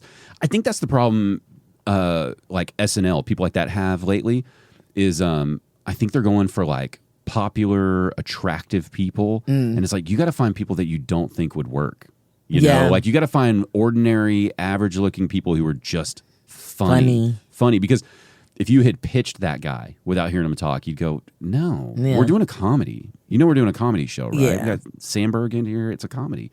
And then the woman who plays Rosa. Yeah. You know, it's like casting for that is perfect. Yes. Perfect. Can't picture anybody else there. Talk about silly comedy. Who's the guy who plays Boyle? Joe Trujillo? The very Italian last name. Yeah. But like the silliest, dumbest material you can think of. And the guy does a full 110% commit to that character. Giving it. Have you Naked Gun vibe right there. Have you seen the online? It's like a short, it's like an office type show, but there's a character called Chit. You have to look up this. Type it. What's the name of the series? I cannot remember for the life of me. Is it parody of The Office? Is that what you're saying? It's like Office parody, but it's just hilarious. The guy's name is Chit, and his like thing is like, "Do it, lady." Okay. Do it, lady. Please look it up. Shit, but the characterization that he's doing, like you being on all the time like that, to me, like carrying that bit, like you got some skill, like to be that, like Steve Carell, you know, The Office, like damn, you're working. Sorry, I'm just going to check. I told you my wife's super pregnant, so I get paranoid. No, please. She's going to be like, my water's broke. I just went to a show last night at, back at Addison Improv again. And it was, have you heard of the Coldplay 2 guys? Okay, it's Jamie Gravitt, and I don't know if his name's actually John G's or if that's just the little name he goes by. But anyway, these two guys are part of a band called Coldplay 2, and they do a comedy routine with it. But their opener, have you heard of Tony Pepperoni? Yes. Can I tell you? So he was on the flyer. Okay. Have you watched his? No. Okay. All right. I know. I get it. Okay. He's a Kill Tony bucket pull. He wears a pepperoni shirt, a chef hat, and a mustache that's purposely poorly taped on. Yeah. And he was on the flyer of this show. And I was going to watch Coldplay 2. So I was like, my buddy that was coming with me, I go, look, there's this dude on here named Tony Pepperoni. It's probably going to suck. This is probably going to be pretty bad. Okay. And he comes up there and he's doing his thing. And he might have been up there for 15 or 20 minutes, which first of all, I was thinking, I don't think he's got 15 or 20 minutes. Yeah, whatever he's doing up there. I can't believe how hard I was laughing. Really? It was so stupid, and I was dying laughing. Yeah, commit to the bit. Full commit. Commit to the bit. And it's like, I don't even want to step on the dumbass jokes he was telling. They were horrible, like dad Italian jokes, and it was so stupid, so stupid. I wanted to hate every second of it. And I was laughing, and now I'm like all in on Tony Pepperoni, and I can't believe all in on Tony Pepperoni. I can't believe I'm saying it. No one's ever said that sentence before, ever in the history of the world. Now I'm wanting to take some friends to watch Tony Pepperoni the next time he comes through there, and I hate that I'm saying that. Yeah, that's a crazy thing to say. It's a crazy combination of words to say. But it was just like, you know, like here I was earlier saying like, oh, comics are going to be like our modern philosophers and solve our problem, blah, blah, blah. And he's 100%, 180. And it's like, no, man, I had a hard day at work and I just want to be silly right now. Yeah. And that's what it was. It was silly. Around. Yeah. And I was just like, damn. I left out of that. I was like, I can't believe I'm a Tony Pepperoni fan. People are going to judge me for this, but I don't care. Tony, I'm in. I'm in. We need more of that. The Broccoli Bunch, not too long ago, we took a clown class. Y'all were clowning? We were clowning around. Oh my God. And someone told me clowning's coming back, and I did not believe them. Clownery is making a full-blown comeback. Okay. And I'm 1,000% like an advocate for clownery. Listen, after Tony Pepperoni won me over, I'm not judging anyone's methods anymore. Yeah. I'm coming in fully open-minded from now on. Get silly. Yeah. Get silly. Like the appeal of SpongeBob, of like the cartoons that we can like all go back to. It's like, it's just silly, dumb humor. What if that's what actually saves the country? That people just lighten up. Just lighten laugh up. a little. Yeah. Laugh a little, guys. You know, like Maybe the pendulum's coming back to just silly humor and fun. Yeah. You know? How's clowning going? What did y'all do? It was a lot of like loosening up, and whatever we were doing to like give it our all. So like giving 100% every single time, and not being afraid of looking silly, feeling silly, thinking you're not doing it right. Like just go. Yeah. And learning and seeing like what we were doing, because dang it, what was the master clown's name? Jesus Christ. Jesus. First of all, the master clown. No, absolutely. I'm sorry. I'm trying to be respectful here, but it's just master clown. a term you don't hear a lot. That's Master all. clown. Master clown. The MC. The MC. He actually has a class at DCC. Oh shoot, what's his name? Is this a famous clown? He's in Dallas. He's Okay. he's a known clown teacher. Okay. And his name is literally evading me right now, and I feel It's at terrible for DCC? it. Yes. While you're talking, I'll see if I can find. Please. See if I can find what it is. But having somebody show us like where we can always punch it up, where we could drag the bit out longer. And I remember him making such a great point. It's like the audience is locked in on you, so you control everything, the vibe, their attention, where they're like looking, where you're directing the energy. And that opened my mind to being like, I got to get even more engaged with the crowd. Is this the name? That seems like that's probably not the right name. No. Okay. No. We're not going to give you any, whoever you are. Sorry, go on. But his clown class is now a part of the package, or at least it was as far as I know, a part of one of the class packages that they have at Dallas Comedy Club. Okay, you'll think of it in a minute. Yeah, Don't worry. yeah. We'll put some respect on the clown master here. No, absolutely. The master clown. What was like a specific thing you did though? Was it, is it like walking funny, weird faces, acting out something? I remember one thing we did. We had to come in, introduce ourselves, and then leave. But Okay. But we could do it. Did you Anyway. were you working with were you given clown names at this point, or were you doing your regular names? Just regular Okay. names. Okay. I don't think I'm still a novice clown. So you know what haven't I'm saying? earned a clown name yet? Absolutely not. I'm still. I didn't think of that as a rite of passage, but I'm that would still make baby sense. clown. There actually are levels of clown. Though. I know. I'm sure there are. Yeah. It's literally levels of clown. Well, it's an incredibly old profession. It like the the color of the face paint like actually dictates the clown. No. Absolutely. Like Really? Yes, it is actually a very deep, nuanced art form. Not even joking. I might be reading some clowning art. Juggling, stilts, like all of that, like flame, like contorted, like all of that's part of like clown. You know what it is? It's one of those weird skills that it's just, like, have you ever heard of the ventriloquist Jeff Dunham? Oh yeah. It's one of those Loved where him it's as a like, child. if you're nobody doing it, and it's like you meet a guy and you're like, what are you doing? And he's like, I'm a ventriloquist. And you're like, yeah, but for your day job. He's like, no, that's it. That's how I make my money. And you're like, so it's going well? He's like, not really. I'm in like the entry level. It's like, this is not going to go well. And Yeah. it's one of those professions where it's like, oh, that's fun. That's interesting. Oh, you're still doing that. Oh, you're taking it seriously. He's kind of a loser. He's into this thing. It's going too far. We hope he gives it up. Oh my God, he's a genius. Have you seen his act? And it's like, there's not these middle grounds. Clown's the same way, right? It's like when you see somebody who's just crushing it on a clip or something, you're like, wow, what a genius. But if you meet that person in real life while they're going through it, or magic's the same way. Oh wow, yes. Right? These things where it's like incredible skill. It takes, you're going to just be sitting there. Like, someone's going to be practicing introducing themselves, coming in and introducing themselves and leaving just to nail it. Nail it, right? And it's like, you're not going to see the hours they're working on that one thing. And there is no respect until you're like very famous with it. Yeah. Yeah. That's why. So it makes sense that there's these levels. Like, I can't imagine how long it takes to ride like the tall unicycle. You know what I mean? Like the bullshit that you're doing up there. The stilts. Yeah. The juggling. The some of the fire breathing, contortioning. Like that's all of that is. So I'm a very basic clown. Are you going to keep with it? You going to keep clowning? I would like to. I would like to go to another clown class. They're actually it's got to be good for understanding your body and your movements and awareness. Yeah.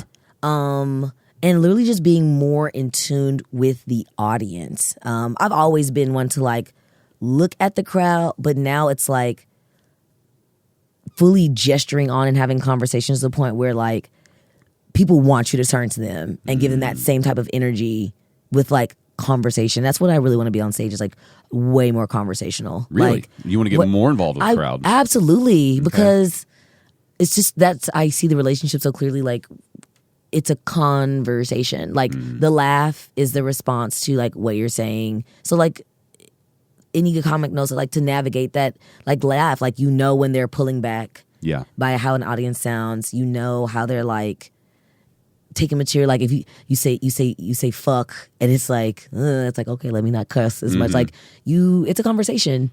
So I want to get more conversational with my crowd. Interesting. Yeah. What do you think you are right now then? I think I am, but there are other comics that I know that I'm like, they are having a conversation. Angela Walker. Yeah, she's a fave. Angela Walker, I was like, I want to be her when I grow up. The way she is like having a conversation on stage, her storytelling like is so smooth and fluid. It's like she's telling jokes, but she's hitting you with a tag or like, it's like every other word. It's because she's talking it out. Like, I don't know how to describe it, but that to me is like conversation. Ali Sadiq. Like you're You know what that is though? talking. Well, not so much Ali Sadiq. He's been doing it for a while, but it is similar to Angela in the sense that I think what you're getting, which you can't rush, right? Like, I don't think you're going to be able to rush this, is they're just older, more mature people. Yeah. You know what I mean? And it's like, because part of my take on Angela's stage presence is it's weird because she's probably nervous up there still, right? Yeah. But she exudes this confidence. Exactly. Right? And it's like, there is some of this like, well, when you're more older, more mature, there's a lot more like, I don't fucking don't give care. a You shit. think this is going to affect my life Boo. if this goes poorly? You didn't think that was funny? Boo, suck my Yeah. dick. And it's just, And it's like, but the audience is all of a sudden like, oh, you're right. Let's hear her out. I love this. I love this. Get it. And I've watched her so many times now, and it's like, she'll seem maybe nervous before or after when you chat with her. How was it? Yeah. And you're like, what are you talking about? What do you mean? It was good. You were up there, right? Yeah. Like, and I think it's that more mature thing. That's why I love that there's so many young people getting into comedy all the time. Like, that always has to happen. Keep that going. I do wish there were more like 50, 60-year-olds starting comedy. yeah, adults. I think you'd bring something to the table and everybody would benefit, right? They're going to learn from you. You're going to learn from them. There's all these little, and I think having just this mixture of like ages and experiences, you know, the stuff that they don't know about, like with the modern world that they have this gap on, great. They're going to clue you in. The stuff that y'all are missing out on, you know, they're going to do the same thing. It's like, there's probably a lot of funny stuff that's going to come of that. Angela's a great example of like, because she started later. Yeah, she did. Right? I can't remember the exact age she started at, but I think she's late 50s or 60s, early 60s, right? She's in her 50s. Late 50s, right? Yeah. Okay. I couldn't remember if she was, I don't know, because she always just says some like, I'm old as shit or something. Yeah. You know? So I don't know if I've ever heard of age. But yeah, I think people starting later is really fun. Yeah. It's like, yeah, you still learning all the stand-up stuff, but there's There's extra some- stuff in there that you can't fake, you know? Yeah. Ali Sadiq's the same way. There's like a wisdom, Yes. you know? Yes. And it's like, especially with your church background, that guy's like putting on a service up there. He's I equate him to like an uncle telling a story on a porch. Mm-hmm. It's just literally like Ali Sadiq can go maybe like 5 minutes of him talking and he ain't said a punchline. He's just telling you a story. Yeah. But you're so tuned into the story, like you're listening. Like, and when the punch does come, you're so fully invested. Like, it's the funniest thing you heard. It's the same thing as like if you were sitting outside talking to your uncle while he playing like spades or something, and he like telling a story. Like, it just to me was like very. You don't even know a joke's coming. You're locked in on whatever this is, and then they hit you out of left field. Yes. And it's the funniest thing you've ever heard now. Yes. Yeah. Well, do you think you're ever going to strive to do something like that? I would. Because right now, I would think at this phase, you feel like, I got to get the laugh quick. I've been told about LPMs. I've been talked in my ear about laughs per minute. What do you think of that? I think it's a good measure of how engaged you have the crowd, and it's a good indicator of whether you need to put more tags, to sprinkle more tags into whatever jokes you're doing. However, when I think about it as like formulaically, no. Yeah. Like, are they teaching this in the comedy classes? no. Or is this just stuff like comics are talking This about? is stuff that I've heard comics talk about. It was never anything like discussed in class. Or when it was discussed in class, it was never like given like that much brevity. Like, shout out to my teacher, my first teacher, Palos. My baby daddy. I hate him. Yeah, I'm telling everyone on the podcast.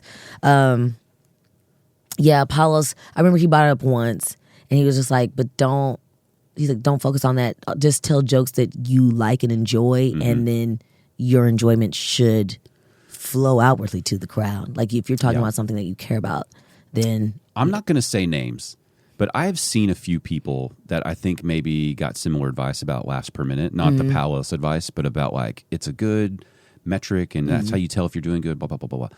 Because I feel like I saw them, 4, 5, 6 years ago, and they had a slower, more intentional presence on stage. And it wasn't rapid fire, but when it hit, it was fucking funny. Like, they just, kind of what we were talking about with Ali, but not to that length at least. Right, yeah.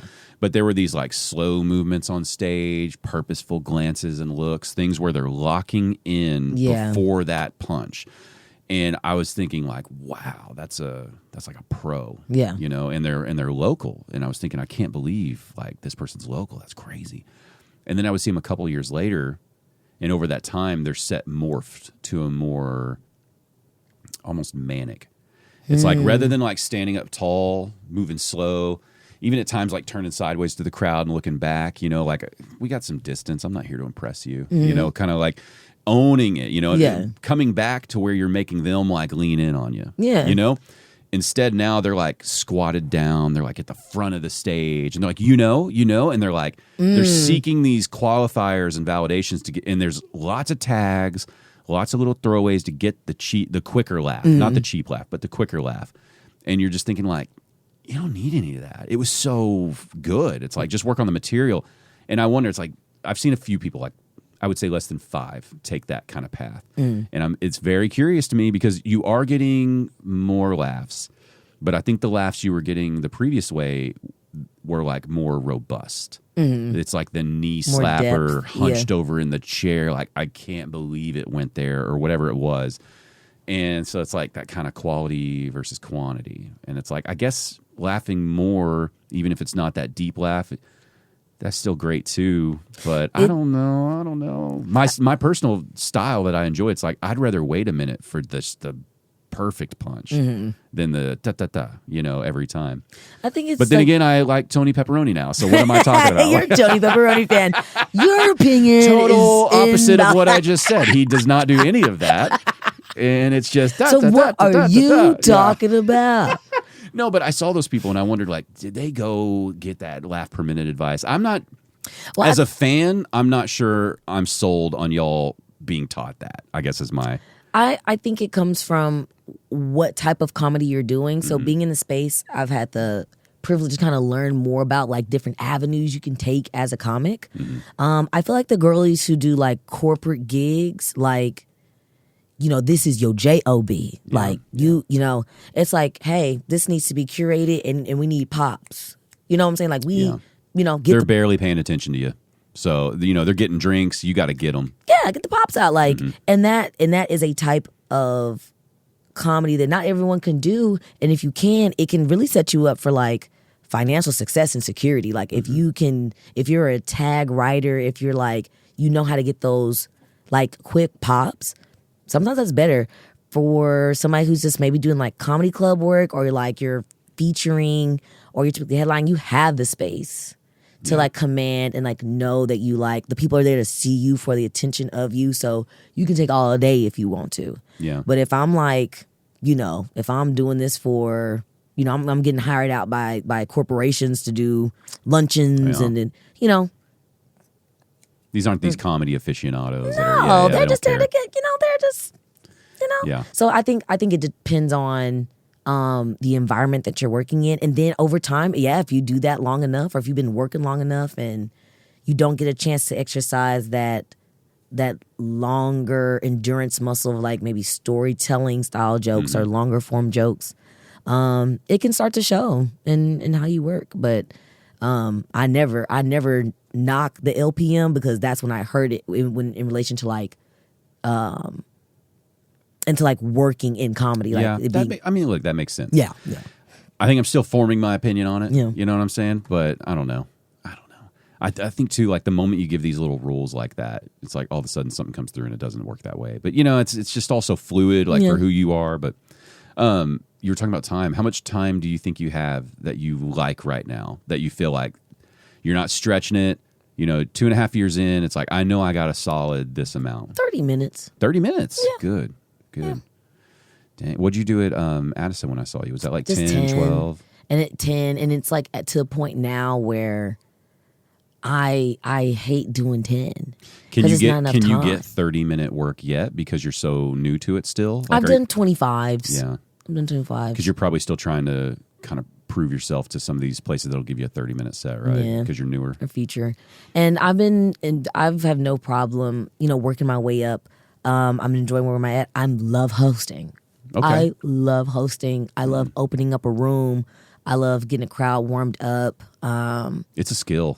I love it. It's a crazy skill, and it's very underappreciated when it's going well. Because you just assume, like, yeah, that's how it goes.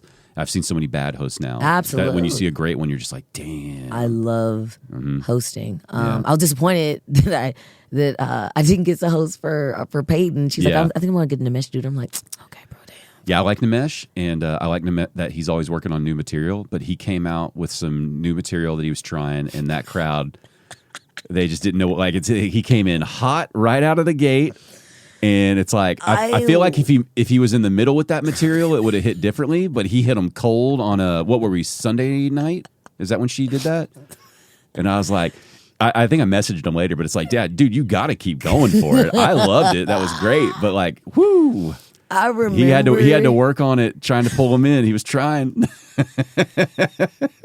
And he's someone who I know is a good comic. And he's so it's hilarious. Like when you see the hosting spot, getting difficult for someone is good, it's like, God, right when you think it's easy, Not saying that's what he thought, but just from my perspective. I love But I love that he was swinging for the fence and he stayed committed. Hell yeah, because commit to the bit. Commit to the bit. He's another one in the scene where it's like, I don't mind seeing him bomb here and there because he's working on it. It's all going to come together. He's working it out. He can pull out the material he knows is going to be hilarious. It's like I respect that he's working on the new when he gets the Sunday night crowd. That seems like the best spot to work on the new stuff, right? But yeah, that host spot, man, it's crazy rough.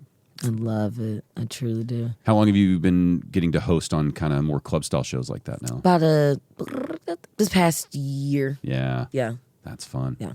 Well, what do you see your path being? Like, how long do you think you want to kind of host for and rein that in before you start maybe trying to take a step up to a different level? I feel like I'm ready now. The opportunities just need to keep arriving. I could probably be more aggressive. Where do you get to host at right now? Dallas Comedy Club. So what do you think about trying to step out and host at some of the other clubs and just seeing what the different vibe is? I would love to get on at other clubs. I'm pretty good at. I mean, DCC's got a good thing, but but stretch your legs, right? Yeah, and I would like to. Yeah, I need to get over at Plano. Everything is a million years away. You just got to do it. Just got to do it. You just got to do it. What's the next one you think you want to try to get in? Maybe we can make it happen on here. Maybe we can manifest it. Maybe the right person's listening. You know what? Honestly, Hyenas. Because it's really hard to get in at Hyenas. What's the path there now? Is it still going to the open mic and just... Micing it out. Yeah. But I think now it's only like once a month or it's like on a crazy I can't keep up. day. That's the closest club to me and I can't keep up with the changes. I don't know. It's not terribly far, but it was like a lot of bouncing around. But I would say Hyenas because... I think that would be good because it's a totally different feel and vibe to Dallas Comedy Club. Yeah. And I think having a little bit of contrast would teach you a lot about like this room works this way, this room works that way. Here's how you need to owner expectations. All of it's different, right? Different type of manager, different type of owner, different type of crowd.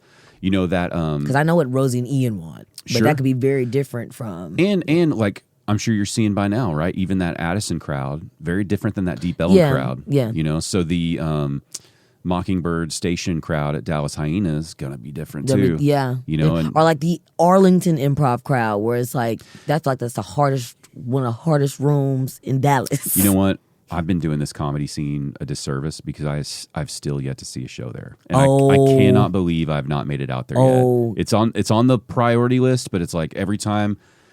I know. I got a show for you. Okay. Corey Cherry, October 30th. If you have a chance. Okay. It's his birthday show. He always packs the house. Well, hasn't he I think I'm waiting to see whatever he recorded recently. Didn't he record something? And I don't know if it's out yet or not. It's out on his YouTube. I think that was his, that's the last special he did. I can't remember the name of it. Okay. But, I need to go watch that then. You want to talk about. Because wasn't he wearing like a custom, like a football jersey or something? I think it was like a tracksuit. I felt like it had a number and a name on the back. But I don't know. Maybe I'm wrong. But if you got an opportunity, check him out. And he it's always like a whole performance theatrics when Corey's headlining up there. Mm-hmm. So it's just a great time. Big energy guy. Oh, big energy. The crew over there at Arlington Improv, Wizop, D Smooth, Vanity, Dexter, like they always put on a hilarious performance. I hear good things. It's just what happens is I never go to that part of DFW. You got to. I'm driving through to Fort Worth. You know what I mean? Yeah. And I just forget that it's there because I'm a Dallas snob. I stay within 635 as much as I can. You know what I mean? I know. But I mean, people keep telling me great room, great crowds. I need to check it out. I can't believe it's been this long and I haven't caught a show there yet. It's fun. You know what show I really want to watch is this episode will be out after this has happened, but you're on Pete Young's show this weekend, the Dark Horse comedy thing. Yeah, Dark Nights. That's what it is. Have you done dark comedy before? Oh yeah, I've done Dark Nights like three times now. This will be probably my fourth time. I love Pete and I love that show. Yeah, and I wish both were more popular. Yeah, you know what I mean? Because I feel like I know it's a late show. I think it starts at like 10 o'clock, right? Mm-hmm. But it's like, man, that is the show because not only do I think Pete's funny and he's got these weird original premises because he's just such a smart guy. Yes, he's such a unique thinker. Yes, I'm on Team Pete all day. Yes. And it's like, I don't know that he has found his Dallas audience yet. It's like, I don't really want him to change. We just got to find the people to bring to him. Yeah. We got to get the people who get his humor to find him because it's so funny. And I feel like a lot of his stuff will go over some people's heads. Yeah. You know what I mean? You have to be tapped in. You have to be. Yes. And I feel like when that audience finds him finally, I think he's just going to explode. But that show especially, right? It's like, I love it because you'll see these comics that you never see take that turn, and then they stretch their legs on this material that they're uncomfortable with like darker humor when they're like a nice, clean comic or something. And it's a little hidden gem of a show. So it's like, I hope you'll have a nice little crowd out there Saturday. It's fun. We usually have fun. I haven't been in several months, like maybe 4 or 5 months, because is it a monthly show for him? It's monthly. Monthly? Yeah, I think it's been a while. So I need to go to another one. I may go to that one. Just because I want to see what you're doing dark comedy wise, and then there's some other names on there that are already. I got to look that up. It's Zach. Do you remember who's on there? It's Zach Webb's last. Is this his show final here. before he moves? Yes. Oh, I might definitely have to. My wife will be asleep, so I can definitely do that. It's his last show. So it's you, Andrew Deacon, like him, Pete, of course, Emily Griefer, Xavier Poole. Yeah, those are all great people. Yeah. Everyone but Pete now has been on this podcast. I got to get him on here. Got to get Pete on. I got to get him some representation. I hope he wants to. He's gonna want to, and he's gonna talk your ear off. That's fun. Yeah, it's a podcast. Go for it. He's gonna. No, but he's just one of those like. I'm just waiting for him to have his moment. I don't know what it's going to take, but well, I mean, have you worked with him yet by now? Yeah, you said you were already on the show a couple times. I've done D&D with him before. Oh, really? I would love to have. Oh, so you're a little nerd too, huh? Oh, absolutely. Absolutely. I would love to like be on like a streamed like D&D campaign with like Pete and a couple other comics and have them just like learn how to play the game as we go. And I mean, just being silly, like not maybe Critical Role level, but something fun because it's just fun. With comics, they're thinking of crazy shit. How long have you been a D&D player? Since the pandemic, so about 5-6 years. Wow. Yeah. That's a game that I know I would really love, and I'm not going to try it. It's so fun. I know. Oh my God. I think maybe, so like, we're having kids now. Maybe when they hit that high school phase where they don't want to be around us as much anymore. Yeah. Maybe that's when I get another hobby like that. And make it D&D. Yeah. Maybe that's when it goes. Because I saw some master player, like I saw some TikTok or something where someone was asking them, like it was a famous person being like, what's the deal with this? And she's famous for some other thing. I'll have to find it and send it to you, but she's just running them through a scenario. Like she's like, okay, let's play a thing. She's like, so what kind of character do you want or whatever? And they do, all right, okay, here's your thing, here's your strength. And it's like, you're walking up to this, what do you do? We roll the thing. Okay, here's what and she's going through the game, but it was the most engaging way I've ever heard it explained, where it's like, well, yeah, that sounds like a lot of fun. It is. Yeah. And it's definitely one of those that, like, you were talking about how you've seen so many references to Naked Gun, right?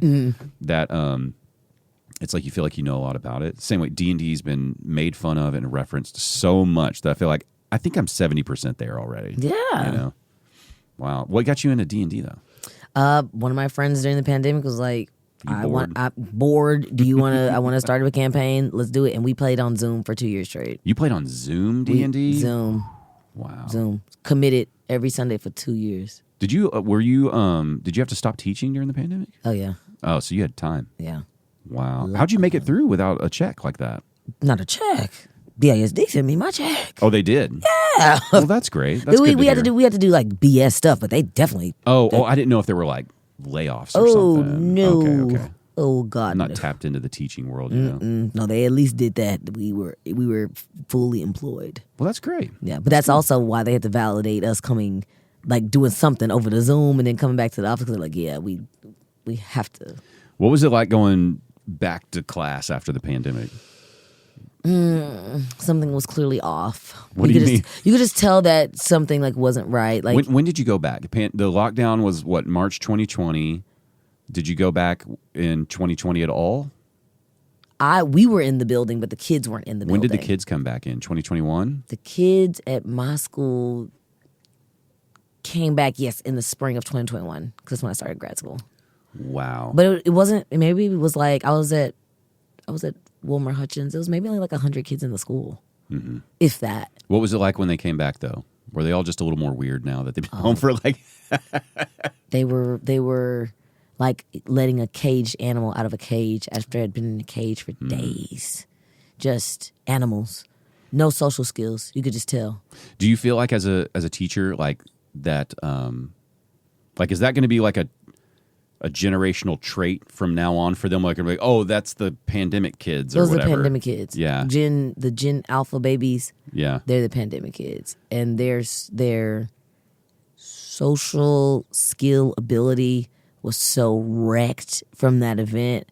I am very curious to see what the future of America is going to look like, simply off of what they learned about socializing from that event. Yeah. How it just marred them. Like nothing was normal about their experience. Yeah, I couldn't imagine, middle schoolers over Zoom.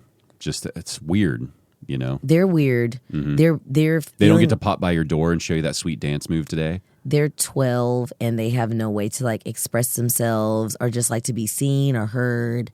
So it was a lot of like very like bolsterous, like look at me after the pandemic, because they're just wild and they just need somebody to like see them. What about during the pandemic? Like, were they doing that over Zoom? Like, were they getting rowdy over Zoom because they're just trying to get some attention? Or Rowdy over Zoom? They're I don't dead. know. They were dead inside. Everyone was dead. Really? Everyone was dead inside. Everyone's just like, okay, we have to do this, even though this is ridiculous. Like, it was just, everyone knew it was a farce. That also damaged the kids too. Like, I wouldn't have any respect for adults if I went through the pandemic at their age. You could just tell it was like taped up and really bad, like smoke and mirrors. Like the kids aren't stupid. And I think that any expectation of like respecting elders and all of that, I think it died with these kids because they saw how little they were cared for and cared about. Even in general, I never worried about getting shot at school. That was never, these kids are of a constant understanding that like, oh, I might like die at school. Or, oh, I might, like we never grew up like that. So their like trust and relationship to adults just shattered. I didn't even think about that. And then they're sitting there watching us all argue about it in so many different ridiculous ways. On the internet. Yeah. We're all on the same internet. There's no kids, anything on the internet. So they're just on Twitter with us, TikTok with us, Instagram with us, in grown folks' business conversations and wondering why they are so disrespectful. Because like they see how stupid we are. These real time see how stupid adult people are. I think about that a lot because, like millennials like me, we were the first generation to kind of really tune in with the internet and social media, right? Gen X didn't, like they had it, but they were already like deep into their 20s and didn't really care. That was like the last cool generation, I think, was Gen X, honestly. And so we were the first ones to kind of like have it, understand it, and it was a major part of our lives, right? And then I think about, what's it like to be a middle schooler seeing your mom doing dance TikTok videos? That's got to be the stupidest looking thing for some of these people. Dumb. You know what I mean? Yeah. And like watching an adult like my age follow like trends and bullshit, and it's one thing, I guess, if it's your business, and you're working on that. But when you're just someone who's like, when you're 40 and you're still striving to be like social media famous, and you have like, a kid, like an 8-year-old. That's got to look insane to that kid. I'm not even talking about like OnlyFans or anything. Just like social media fame Mom and has got to look like a TikTok video. What? It's like, hey fam, it's like, what? Shut up. It has to be really strange. Yeah. Has to be really strange. So I mean, thinking about them going through a pandemic, watching their millennial parents like doing all sorts of social media, arguing about politics in public and all this kind of stuff, and they're like, can we just go to a park? I really just want to play. They need. There's no miniclip.com. There's no Club Penguin. There's no Bebop. There's no there's nothing. There's no Newgrounds. There's no websites that would just be like a place for kids to be kids. Yeah. They are just on the internet with us. And then simultaneously on the internet with us and then watching us do the crazy shit that they see on the internet. So at no point were they going to take us seriously. Yeah, I wonder if it's going to swing so far the other way where like millennials, Gen Z, are they going to be like, they're going to be like, oh my God, that's when everybody was obsessed with the internet and we don't do that anymore. I wonder if they're going to get so far away from it that it's going to be like this 20, 30, 40 year span of people who were on social media and then social media like dies forever. And it's like, I can't believe we did all that. I do wonder if it will ever die. Do you remember in the 20s when we were on Twitter? Right. Remember in the 10s and 20s when we were on Twitter? I'm going to be 80 years old. Like, yeah, you had to post every day if you wanted engagement. Now it's all in the cloud. We never understood the algorithm. We never got it down from the cloud. Yeah, I mean, really, that could happen though, right? Like you learn a lesson where you're just like, no, we realized like that fucked everyone up, cooked everybody. We're done. It's worse than the crack epidemic, Spanish flu. Like it could be because really think about it. Like if we have some white knight write in who wants to like fix things, and that's going to be part of the thing. Is like no, not only are people going away from social media, but we're making it illegal. We realized it was a mistake. We realized all the mental issues it caused. You got to have a license to get a website now or something. I don't know. Like they regulate it because, like like radio. Like you and me can't just go get a radio station. Yeah. It's got to be regulated. You can't just go get a TV station. But anybody can get a web. Anybody can. Anybody. I can make whatever I want right now. Scary, spooky. Yeah. And there's no. I mean, I guess that's good. There's freedom that's cool about that, but. There are parts of the internet that shouldn't exist. There are parts of the internet that are very bad and scary. Listen, we're not going to do that episode. All right, we're going to have to get your dad on here to talk about it, and I don't want to do that just yet. But I don't know. But I think about that sometimes. It's like, man, is my son like never going to be on social media, and he's going to look at us like just these old ass people who got consumed with this weird thing. Doom scrolling, right? It's like that was a mental illness. They're gonna look back and be like, look at how they're just like. Yeah. They'd be like, oh, they were ill. There's going to be all this security footage of us just in these public places. They sat there for an hour and a half. That was their lead paint of their generation. Yeah. It was lead paint. Lead paint, leaded gasoline, all these things that were just like, how did they not see it? How did they not? Microplastics? What? How much time do you think you spend on the phone right now? Too much. Genuinely too much. It makes How me much do you sick. feel like you have to because of comedy? That you have to make something, Not enough with that. I could be doing more. I could be on the internet more intentionally with posting clips, with engagement, doing posting skits and stuff. And I don't, and I need to be more about it. But then I'm thinking about my relationship with my phone, and I'm like, I don't want to be on this. When I just think about how much of it's out of my control, it's like you can post stuff now, and even your own followers never see it. Yeah, it's all stacked against you. And so it's like I got rid of this Facebook account for this stuff. I was like, this is bullshit. Nobody wants to use this. Why do I feel like I have to use it? Yeah. I'm not going to post a bunch of stuff on, an I'm a fan of Facebook page for 5 people to see it unless I buy an ad. Yeah. It's like I'm not going to do this. And yeah, some of that is like you got to build your own thing for that engagement, but a lot of it is stacked against you until you're already successful. Yeah. You know what I mean? Yeah. And then I tried to use my pop that I got on TikTok. I had a video go viral. what'd you get a pop for? My voice. Oh, yeah. I was going to make it a point not to talk about your voice because that's such a go-to thing. My voice tweaked some people out. It was like my morning. Like, Yeah, I know. I've seen you do the lower voice on like when you wake up. Yeah. I'm doing a pitch up now. Even Yeah. Yeah. Why? I don't know. Like if I had to like talk in like normal register, or if I didn't pitch up, then yeah. Why haven't you viewed that as your strength yet? That's going to be a great differentiator for you.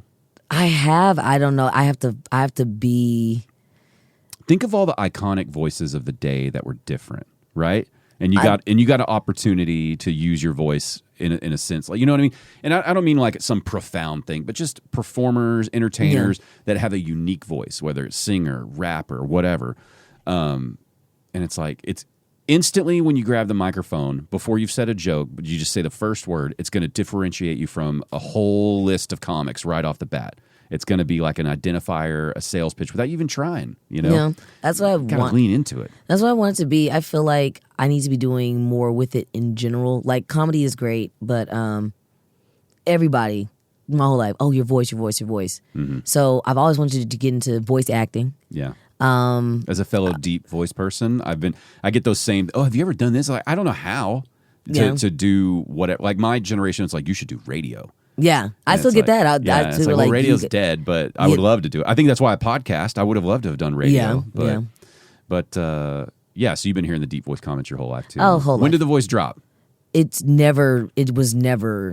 always was this. Even as a kid? I was a like froggy 6-year-old. voice as a kid? Yes, yes. I remember meeting the Wolf at Lincoln High School, the radio tech teacher there, and he was like, "Why?" He said, "Are you doing that? What is you doing?" And I was like, "What do you mean? What am I doing?" He's like, "What are you doing with your voice?" I said, "Nothing." He's like, "You just sound like that." I was like, "Yeah." He was like, "We got to get a microphone in front of you because that is a very interesting voice." People always ask if I could sing. Unfortunately, I can hold a note, but not for long. But yeah, always like voice acting, audiobooks, emceeing, oration, like. Yeah. Like I want to be the lady at the Oscars. It's like, and the nominations for Best Actor category: Scarlett Johansson, the Kool-Aid Man. You ever thought about a little side hustle? I need to just reading some healthy, ASMR reading, whatever. I need to. People love. I mean, it's so. If you do it the right way, it's so calming, and people really dig it. People on TikTok were like, "Oh, say this." It's like, "Oh, you could charge people to be like," or send. Somebody told me, you could send like messages to people, like telegram, like vocal telegrams. I was like, "Dang, that is Was true." that Cameo? Yeah. So I'm like, okay, I need to like get in my bag. Like, obviously, it's there. Yeah, it's like it's a thing other people would love to have. Yeah. God, I use one of those meditation apps. Yeah. You know what I'm talking about? And it's like you would crush on that. We're just gonna take a deep breath in, Let the stress of the day blow that breath out, melt away. Yeah, I mean, come on. Comedy will just be like, we'll pay your bills with these other things so that you can keep doing the comedy, right? Exactly. Yes. Literally, yes. Manifest. Yeah. When was the first time you thought to yourself, I have a different voice? When did it like dawn on you as a person that's like, oh, this is a little different? Because I was always loud and people were, I was in pre-K and I remember my teacher being like, "Taylor, you're very loud." And I was like, "I don't think I'm yelling. Like, I didn't think I was yelling." And she's like, "I don't think it's you. I think your voice just carries, like, just always naturally project, like speaking at the top of my lungs." Pre-K. Loud. Wow. Loud. Yeah. Yeah, I try to explain that to my wife. She's like, why are you yelling? I'm like, this is so far from yelling. I'm not yelling. This is just a normal, like, it just booms, and I'm sorry. I can't do anything the yelling, about it. like, if I ever actually yell, it's going to be pretty intense. It's going to be pretty scary. My kids know that too. Mm-hmm. Have you had to bring it out with kids yet? Oh yeah, absolutely. What? And my kids know, like my kids at school know that I have levels, and I'm like, I'm always at level 0. Like I never want to come off of level 0. I said, guys, level 1, hey, it's gonna get a little ooh. Yeah. Level 2, they're like, no, Miss Wington actually only has 2 levels because after level 1 is crash out. But it's clear, like level 0, like I'm talking calm, blah, blah, blah, blah. Level 1, I'm just sit, like sharp, like. And then before I get to level 2, I'm just like, I'm gonna crash out on y'all. They're like, y'all stop. She's going. Stop. See, I know we were talking about like laugh per minutes and stuff. It's like, but that's the side of you I think I would love to see on stage also. Yeah. You know, when you get more than 10 minutes, and or just if you want to experiment a little bit, you know, that like you said, where you're not pitching up, right? Yeah. And you're taking your time. I have a you're joke. Settling in. I have a joke where I'm really trying to do that. Let your personality and the voice just grip the audience, right? Because, you know, especially at this phase, like that Sunday show's a good example, right? Because that's y'all's crew. Y'all have all been kind of roughly the same time doing it, plus or minus a few people, you know. And there's an energy like a couple years in, right? Because y'all are so hungry. You're trying really hard. So there's an energy on stage, you know. And I think you'd be able to step out of that real easily and find it like that new frequency. Yes. Ali Sadiq frequency. I literally have a bit where I'm working on that, where I'm like communication. Like it's not what you say, it's how you say it. Okay. So I'm like, well, what if I said it Barry White? What if I called you a dumb bitch while sounding just like this?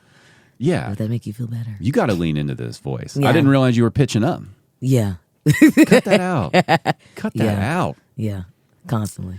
Yeah, because there's some people who have a different voice that's very annoying, but yours isn't. You know what I mean? It gets way soothing. more. Yeah, it gets way more relaxed.